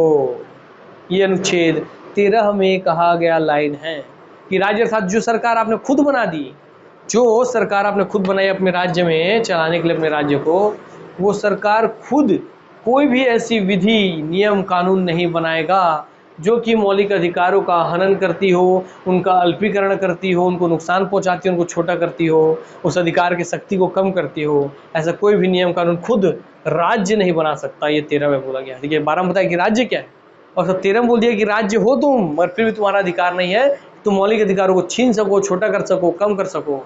ये 13 में उसको रोक दिया गया। तो मौलिक अधिकारों का हनन करती हो या जो कम करती हो, यदि ऐसा होता है तो वह उस मात्रा तक विधि शून्य होगी जहां तक वह अधिकारों का हनन कर रही है। और अगर उसके बाद भी, ये बोलना क्या चाह रहा है समझा दे रहा हूँ, तो बोल रहे कि भाई कोई भी राज्य सरकार ऐसी कोई भी नियम विधि कानून नहीं बनाएगी जो मौलिक अधिकारों को आपको हनन पहुंचाती हो, नुकसान पहुंचाती हो, छीनती हो, शक्ति कम करती हो, छोटा करती हो। और अगर वो ऐसा कर भी देती है तो उस बनाए हुए नियम कानून विधि में उसको वहां तक सुधार दिया जाएगा जहां तक वो मौलिक अधिकार को छीन रही थी। बाकी जो उसमें लिखे हुए और भी बातें हैं जो मौलिक अधिकार से जुड़े हुए नहीं हैं वो लागू हो जाएंगे और उसको हम हटा देंगे, जीरो कर देंगे। और ये कौन करेगी? न्यायपालिका। इसके माध्यम से दो सिद्धांत निकलते हैं। इसके माध्यम से, इसके माध्यम से पहला पृथक्करण का सिद्धांत, थ्योरी ऑफ सेवरेबिलिटी, ठीक है ना। तो पृथक्करण का सिद्धांत निकलता है। इसमें क्या है, इसका मतलब देखते हैं हम लोग आज कि पृथक्करण का सिद्धांत क्या है। वर्तमान में बना कोई भी कानून यदि मौलिक अधिकारों का उल्लंघन करता है तो वह उस मात्रा तक विधि शून्य होगा जहां तक उल्लंघन हो रहा है। तो कोई भी नियम कानून अगर मौलिक अधिकारों को हनन पहुंचा रहा है तो उसको अलग कर दिया जाएगा उस हिस्से तक। जिस मान लीजिए मैंने इतना सारा नियम कानून बना दिया और इसमें जो इतना हिस्सा है मेरे उंगली तक कैसे, इतना बड़ा नियम कानून बनाया मैंने, उसमें उंगली तक कैसा, देखिए उंगली तक कैसा, ये नुकसान नहीं पहुंचा रही, यहाँ से यहाँ तक नुकसान नहीं पहुंचा रही, ये नुकसान पहुंचा रहा है। तो जो अलग नुकसान पहुंचा रहा है उसको हम पृथक कर देंगे, काट के अलग कर देंगे, गायब कर देंगे, और आपको जो फायदा पहुंचा रहा है बाकी नियम लागू हो जाएगा। वो जो नुकसान पहुंचाने वाला था उसको हम पृथक कर देंगे, अलग कर देंगे, जीरो कर देंगे, शून्य कर देंगे। वही बात है, लिखा विधि शून्य होगा जहाँ तक वो उल्लंघन कर रहा था वहाँ तक। दूसरा है आच्छादन का सिद्धांत। पृथक्करण समझिए, इसको हम हटा देंगे, काट के निकाल देंगे जो नुकसान पहुंचा था। दूसरा है आच्छादन का सिद्धांत, डॉक्ट्रिन ऑफ एक्लिप्स। यदि संविधान से पूर्व बना कोई कानून, देखिए तो है वर्तमान में बना कोई कानून, और इसमें है कि संविधान से पहले भी कोई कानून अगर बन गया है, 26 जनवरी 1950 से भी पहले कोई कानून अगर बन गया है, यदि संविधान से पूर्व बना कोई कानून वर्तमान मौलिक अधिकार का उल्लंघन करता है तो वह विधि शून्य होगा। जैसे कि अंग्रेजों के ज़माने में बना हुआ कोई नियम कानून जो आप आज तक फॉलो कर रहे हैं, और अगर आज भी वो आपके मौलिक अधिकारों को नुकसान पहुंचा रहा है तो वो नियम कानून भी शून्य हो जाएगा। एक तो ये है ना कि आज संविधान के बनने के बाद से अगर जो आप आगे चल रहे हैं उसमें कोई नियम कानून ऐसा नहीं बनेगा जो मौलिक अधिकारों को नुकसान पहुंचाए, क्योंकि पृथक्करण का सिद्धांत पार्ट 1। और एक आज से लेकर के भविष्य, वर्तमान संविधान निर्माण से लेकर भविष्य तक का नुकसान नहीं पहुंचाना चाहिए। और अगर संविधान निर्माण से पहले भी कोई नियम कानून है जो मौलिक अधिकार को नुकसान पहुंचाता है तो वो भी शून्य। ये हो गया दूसरा आच्छादन का सिद्धांत। ठीक, न्यायिक पूर्वावलोकन, जुडिशियल रिव्यू, यही अनुच्छेद 13 में पढ़ रहे हैं और इसी में पूछता है कि किस अनुच्छेद के अंतर्गत आपको न्यायिक पूर्वावलोकन या जुडिशियल रिव्यू का अधिकार प्राप्त, किसको? न्यायालय को। जुडिशियल तो वही है ना भाई, न्यायिक काम तो वही करते हैं। यस, तो न्यायालय को जुडिशियल रिव्यू, न्यायिक पूर्वावलोकन किस अनुच्छेद के तहत प्राप्त होता है? अनुच्छेद 13 के तहत प्राप्त है। और देखते हैं हम कि न्यायिक पूर्वावलोकन क्या होता है। यह प्रत्यक्ष नहीं बल्कि अप्रत्यक्ष रूप में, इसको याद रखिए, पूछ सकता है नहीं, प्रत्यक्ष अप्रत्यक्ष में घुमाता है, आपको पता है ऐसे ही शब्दों का प्रयोग करके। यह प्रत्यक्ष नहीं बल्कि अप्रत्यक्ष रूप में आर्टिकल 13 से निकलता है। तो देखिए डायरेक्ट नहीं निकलता मगर इनडायरेक्ट निकलता है, तो इनडायरेक्ट तरीके से आर्टिकल 13 से निकलता है जुडिशियल रिव्यू, जिसके तहत न्यायपालिका किसी भी विधि की संवैधानिकता की जांच कर सकता है। अर्थात इसी अधिकार के तहत, न्यायिक पुनरावलोकन के तहत ही अगर यह जीरो कर रहा है, काट रहा है, छांट रहा है, इसका मतलब क्या है कि उसको एक ऐसा अधिकार प्राप्त है ना, इसी दोनों बातों के आधार पे, जिससे पहले के कोई भी बनी बनाई विधि है, कानून है, उसको जांच सकता है, परख सकता है, जो पहले भले ही किसी न्यायपालिका नहीं दिए हो, चाहे किसी और ने नियम कानून बनाए हो, किसी ने भी नियम कानून दिए हो, मगर अगर आज वह मौलिक अधिकारों का नुकसान पहुंचा रहा है तो उसकी जांच कर सकता है, उसको परख सकता है अपने ही। फिर से देखिए, पूर्वावलोकन मतलब क्या है, पूर्व में बन चुका है, अब उसका आप अवलोकन कर रहे हैं, तो पूर्वावलोकन, पूर्व में आपने कोई नियम कानून बनाया और फिर से आपको अवलोकन करने का शक्ति प्राप्त, अवलोकन देखने का, उसको जांचने का, परखने का। तो न्यायिक पुनरावलोकन क्या है कि कोई न्यायालय ही फिर से उन्हीं कागजों को पलटने का काम कर सकता है, देखने का, जांच करने का काम कर सकता है जो मौलिक अधिकारों को नुकसान पहुंचा रही है। यही है न्यायिक पूर्वावलोकन, वही यहाँ लिखा है कि प्रत्यक्ष नहीं बल्कि अप्रत्यक्ष रूप से आर्टिकल 13 से निकलता है, जिसके तहत न्यायपालिका किसी भी विधि की संवैधानिकता की जांच कर सकती है कि संविधान के अनुसार उचित है या नहीं, संविधान को नुकसान पहुंचा तो नहीं रहा है। यह व्यवस्था हमारे संविधान में अमेरिकी संविधान से ली गई है। तो ये पूछता है कि न्यायिक पुनरावलोकन या जुडिशियल रिव्यू किस देश के संविधान से ली गई है, तो आप बोलेंगे अमेरिका के संविधान से ली गई है। न्यायिक पुनरावलोकन किस अनुच्छेद के अंतर्गत आता है, अप्रत्यक्ष रूप में आता है कि प्रत्यक्ष रूप में, तो अप्रत्यक्ष रूप में आता है, आर्टिकल 13 के तहत आता है। संवैधानिकता की जांच करने का अधिकार किस अनुच्छेद के तहत है, किसी भी विधि की संवैधानिकता की जांच करने का अधिकार आर्टिकल 13 के तहत ही है, न्यायिक पुनरावलोकन के तहत। इससे इतने सारे क्वेश्चन बनते, इतना घुमा क्वेश्चन बनाता है कि आपको समझ में नहीं आने वाला। इसलिए पहले दिमाग उठा लीजिए कि कहीं से भी अगर आज न्यायपालिका ये जांच परख सकती है कि कोई भी ऐसा नियम कानून विधि, कोई भी ऐसी बात है जो संवैधानिकता के, संविधान में लिखी हुई चीज़ों को नुकसान पहुंचा रही है, तो उसको जांचने का अधिकार, फिर से उसको अवलोकन करने का अधिकार, फिर से उसको रीचेक करने का अधिकार, उसमें सुधार करने का अधिकार, उसमें कुछ भी बदलाव करने का अधिकार, ये है प्राप्त किसको, हमारे दोस्तों न्यायपालिका को। तो अनुच्छेद 12 जो कि राज्य था, आप समझ के, राज्य में केंद्र सरकार, आपको दोस्तों स्थानीय सरकार, दोस्तों साथ आपको जितने वो होते हैं प्राधिकारी होते हैं, ONGC BSNL जैसी कंपनियों के सब आ जाते हैं, उसमें न्यायपालिका नहीं आती है, विधायिका कार्यपालिका सब आ जाता है।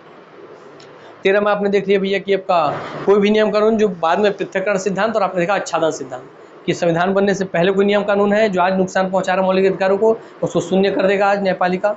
और संविधान बनने के बाद कोई है, वर्तमान से लेकर भविष्य तक में कोई अधिकार सरकार ऐसा नहीं बनाएगी जो मौलिक अधिकारों को छोटा कर सके, कम कर सके। ये हो गया भाई आपका पृथक्करण सिद्धांत, दोनों आ गया आर्टिकल 13 में। तो 12 और 13 आप समझ चुके हैं, वहाँ तक क्वेश्चन की बारी। तो देखिए सहायक शिक्षक भाई लोग, आप ही का प्रीवियस ईयर का क्वेश्चन है, किस संविधान संशोधन में संपत्ति के अधिकार को मौलिक अधिकार से हटा दिया गया?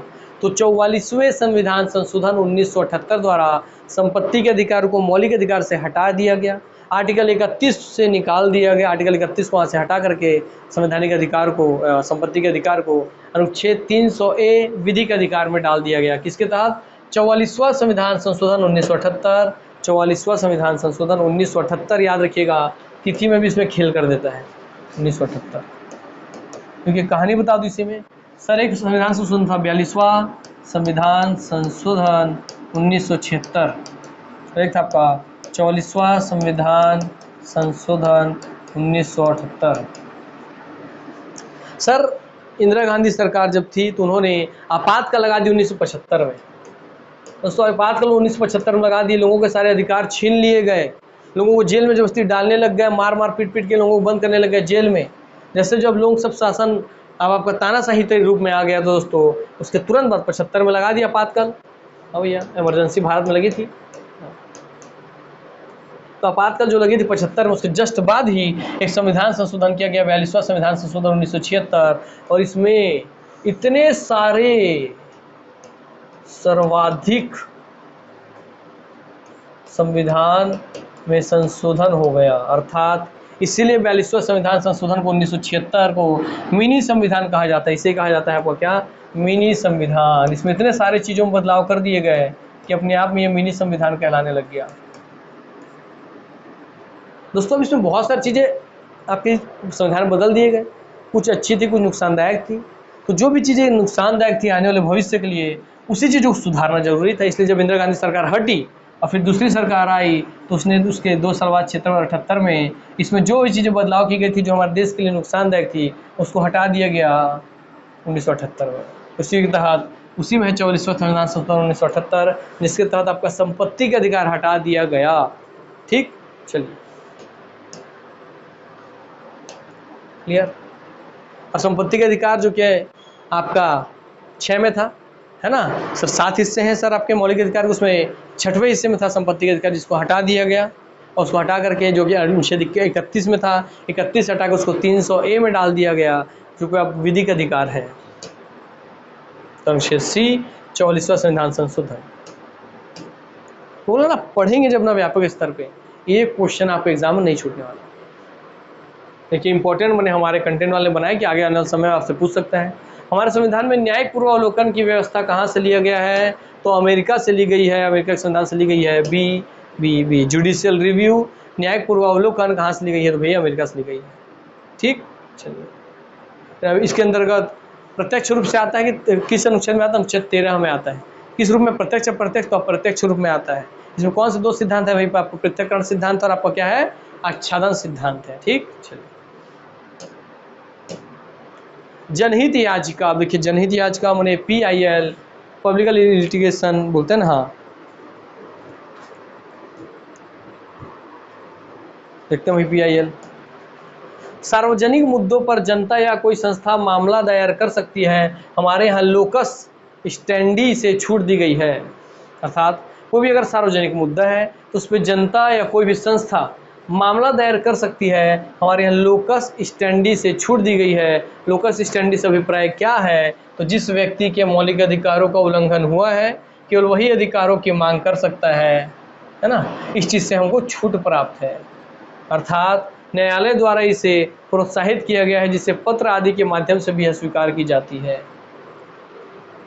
हमारे यहाँ कहने का मतलब, अर्थात अब लोकस स्टैंडी का मतलब होता है कि जिस आदमी का अगर आपको कोई मौलिक अधिकार छीना है तो आप उससे जुड़ा हुआ चीज़ आप न्यायालय में जा रहे हैं या भैया आप किसी और संस्था से पूछ रहे हैं, मगर उस चीज़ से आपको छूट दी गई है। अर्थात अगर आपके साथ नहीं हुआ शोषण, मगर आप देखिए किसी का शोषण हुआ है तो आप खुद भी जाकर के पूछ सकते हैं उसी संस्था से PIL दायर करके कि आपने किस अधिकार के तहत ऐसा गलत काम किया, या हमको ये अधिकार प्राप्त है कि नहीं, या किसी सरकारी अधिकारी से वहाँ सूचना मंगवा सकते हैं कि क्या क्या नियम कानून है आपके यहाँ, क्या क्या बातें, उसे बोलते हैं PIL दायर करना। अर्थात आपको किसी भी सरकारी ऑफिस आप समझिए, आपको कोई इन्फॉर्मेशन जाननी है, जानकारी लेनी है, तो आप PIL के तहत जान सकते हैं। भारतीय न्यायपालिका कंटिन्यूइंग मैंडेमस थ्योरी पर कार्य करती है, अर्थात न्यायपालिका स्वयं मामलों पर ध्यान रखती है। न्यायपालिका खुद इन सभी मामलों पर ध्यान रखती है और बदलती परिस्थितियों के अनुसार स्वयं निर्देश देती है। और क्योंकि हर बार परिस्थिति बदल रही है तो कोई भी नियम कानून हमेशा एक जैसा बन के नहीं रह सकता, क्योंकि आपका देश बदल गया, लोग बदल गए। तो न्यायपालिका खुद ही कंटिन्यू रूप से अपने आप को बदलते रहती है, मैंडेमस थ्योरी पे काम करती है। तो पूछ सकता है कि भारतीय न्यायपालिका किस सिद्धांत पर कार्य करती है, तो कंटिन्यूइंग मैंडेमस थ्योरी पर कार्य करती है। ऐसा क्वेश्चन आने वाले समय में जब आएगा केवल आपसे बनेगा, किसी से नहीं, क्योंकि न्याय इसका कंटिन्यूइंग मैंडेमस थ्योरी का मतलब यह है कि कंटिन्यू रूप से, लगातार रूप से, जैसे जैसे समाज बदल रहा है, देश बदल रहा है, भारतीय न्यायपालिका भी स्वयं मामलों पर ध्यान रखती है और बदलती परिस्थितियों के अनुसार स्वयं भी निर्देश देते रहती है, नए नए निर्देश देते रहती है, गाइडेंस देते रहती है। PIL से जनता में जागरूकता बढ़ी है, जिससे अधिकार, पर्यावरण आदि मामलों में सुधार हुआ है। क्या देखिए भाई, आप पूछ सकते हैं कि भाई मेरा अधिकार था कि नहीं ये काम करेंगे, मैं किया तो मुझे क्यों रोका गया, तो इसके तहत क्या हुआ कि आपके अधिकारों का, पर्यावरण आदि मामलों में सुधार हुआ है। अब लोग डरने लगे, सरकारी कर्मचारी या अधिकारी, कि आपके साथ गलत व्यवहार ना करें। वही कुछ हानियाँ भी नजर आई हैं। क्या हानियाँ हैं, जैसे हितों में दुरुपयोग तथा न्यायपालिका का सामान्य कामकाज बाधित हुआ है। अब लोग इतना, अब जब लोगों पर चल हम PIL दायर कर सकते हैं, सूचना ले सकते हैं, जानकारी ले सकते हैं, तो लोग इतना फोकट PIL दायर करने लग गए कि न्यायपालिका का पूरा जो सामान्य कामकाज था, न्याय देना, बड़े बड़े केस मुद्दों को सुनना, वो भी डिस्टर्ब होने लग गया। क्योंकि हमारे देश में लोग हैं कोई कुछ नहीं, बैठे हैं कुछ नहीं करे हैं, चलो तो PIL डाल लेते हैं। ऐसा नहीं करना चाहिए। अभी हाल में पता चला है कि लगभग 3 करोड़ मामले लंबित हैं। PIL में लगभग 3 करोड़ मामले हैं मेरे दोस्त, जो कि आपके पेंडिंग चल रहे हैं। आप समझ लीजिए, इसी से बात अंदाजा लगा लीजिए। ठीक, चलिए ठीक। और उसका एक मीनिंग और समझा दो अच्छे तक, आपको याद रहे। सर जनहित याचिका अर्थात आप जनता के या जनता वाले लोगों के हित में, लोगों के कल्याण के लिए, लोगों के हित के लिए कोई भी याचिका दायर कर सकते हैं, याचना कर सकते हैं, मतलब गुहार लगा सकते हैं न्यायपालिका के पास कि मेरे को किस अधिकार के तहत मेरे साथ ये गलत बर्ताव किया गया, जवाब दीजिए। ठीक है, मगर फुकड़ के चीज़ों पे नहीं तो ऐसे ही होगा, 3 करोड़ मामले लंबित रहेंगे।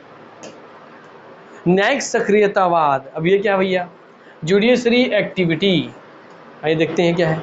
न्यायपालिका जब विधि निर्माण का कार्य भी करने लगे, न्यायपालिका जब खुद ही विधि भी खुद बनाने लग जाए तो वह न्यायिक सक्रियतावाद कहलाता है, अर्थात अपने अधिकार क्षेत्र से बाहर निकलकर विधायिका व कार्यपालिका के क्षेत्र में भी कार्य करना।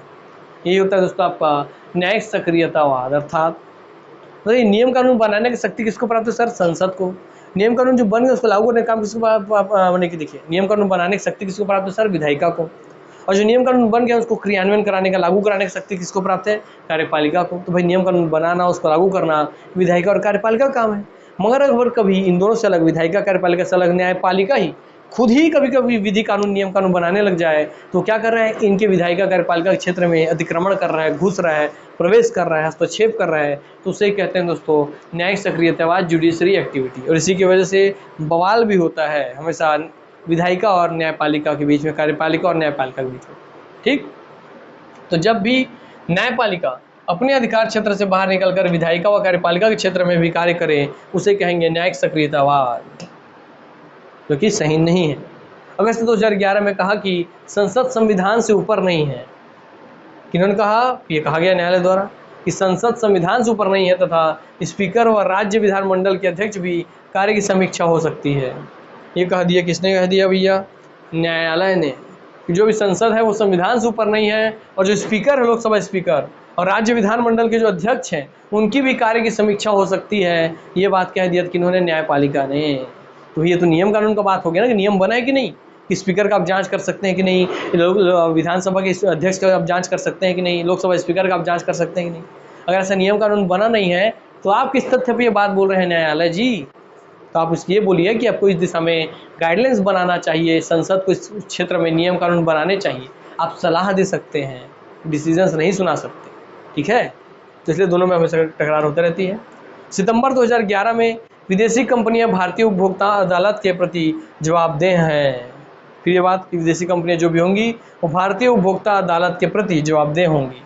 देखिए उसने खुद एक नियम बना दिया, हमारे संसद ने नियम नहीं बनाया था, न्यायालय ने खुद नियम बना दिया। जो विदेशी कंपनी होगी वो भारतीय उपभोक्ता अदालत के प्रति जवाबदेह होगी। अगस्त 2011, किसानों को भूमि का अधिग्रहण बाजार मूल्य पर हो। ये कैसे आप बता सकते हैं? तो संसद का काम है, क्योंकि संसद को जनता ने चुन के भेजा है, वो नियम बनाएगा भैया।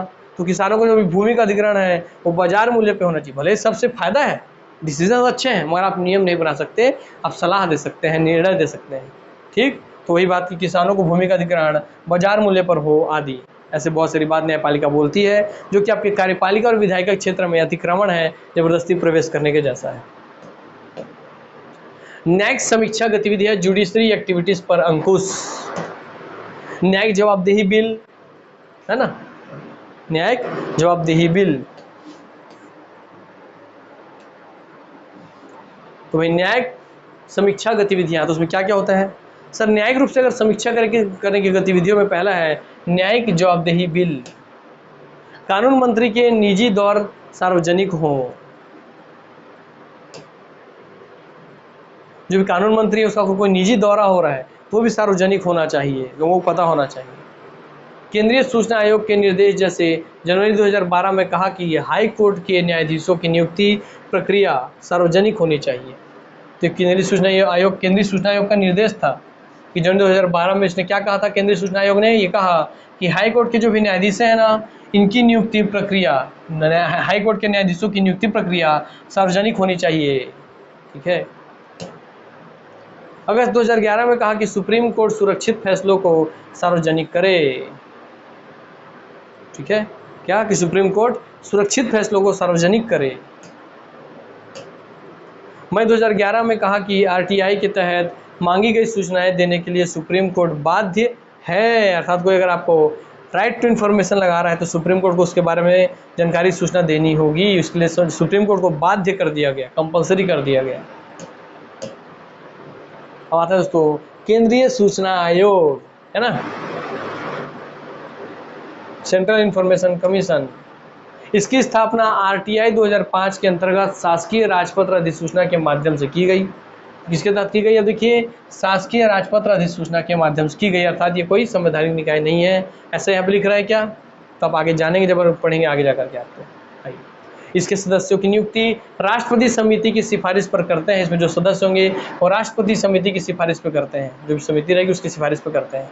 इस समिति में प्रधानमंत्री, पीएम, प्राइम मिनिस्टर, लोकसभा के विपक्ष का नेता, इसमें केंद्रीय सूचना आयोग में ना, तो प्रधानमंत्री, लोकसभा के विपक्ष का नेता तथा कैबिनेट मंत्री होता है तथा इनकी पद मुक्ति राष्ट्रपति सुप्रीम कोर्ट की सलाह पर करते हैं। ठीक, केंद्रीय सूचना आयोग से ये क्वेश्चंस बनता है। इस पे ज़्यादा लोड लेना नहीं, ऐसी एक्स्ट्रा करिकुलम्स है, इसको लोड मत लीजिए। न्यायपालिका जब विधि निर्माण का कार्य भी करने लगे तो वह क्या कहलाता है? ये क्वेश्चन अब आगे सोचिए तो आपका हालत खराब होता कि नहीं? अगर आप नहीं पढ़े होते तो दोस्तों इंपॉर्टेंट क्वेश्चन, संभावित क्वेश्चन आपके एग्जाम में आता और आप छोड़ के आते कि न्यायपालिका का विधि निर्माण का कार्य भी करने लगे। अगर न्यायपालिका विधि का निर्माण भी खुद करने लगे तो क्या कहलाती है? तो न्यायिक सक्रियतावाद कहलाती है, जो कि गलत है। तो सी। केंद्रीय सूचना आयोग की स्थापना किसके अंतर्गत किया गया? तो केंद्रीय सूचना आयोग की स्थापना किसके अंतर्गत किया गया? तो भैया वो आरटीआई 2005 है ना, पीछे पढ़े ना भैया आप? यस। तो जो किसको आप पढ़े उसे क्या क्वेश्चन पता चलेगा वही आपके सामने रख रहा हूँ। तो आज की क्लास को दोस्तों यहीं पे समाप्त करते हैं। आप सबसे अलविदा लेते हैं, मिलते हैं नेक्स्ट क्लास में। तब तक के लिए नमस्कार, जय हिंद, जय भारत, जय छत्तीसगढ़। उम्मीद करता हूँ कि क्लासेस आपको बहुत अच्छे से पसंद आई होगी, बहुत कुछ आप अच्छे से आज जाने होंगे अपने देश के सिस्टम के बारे में। बोला इसको रटिए मत, इसको महसूस कीजिए कि हाँ यार ऐसा चीज़ है, ऐसा चीज़ है। जब आप इनको महसूस करेंगे ना, अपने दैनिक जीवन में चीज़ से जोड़ के देखेंगे तो आपको हमेशा ये चीज़ें याद रहेंगी, और वो भी लंबे समय तक, लाइफ टाइम के। ठीक, तो आप जागरूक नागरिक की तरह इस क्लास को देखिए। तो चलिए यहीं अपनी वाणी को मैं विराम देता हूँ। आप सबसे अलविदा लेता हूँ। दुआ करता हूँ कि आप हमेशा हंसते रहें, खेलते रहें, खिलखिलाते रहें, निरोग रहें, स्वस्थ रहें, तंदुरुस्त रहें। यही मेरी दुआ है आप सबके लिए। मिलते हैं नेक्स्ट क्लास में, तब तक के लिए नमस्कार, जय हिंद, जय भारत, जय Chhattisgarh, Vande Mataram and love you all. धन्यवाद।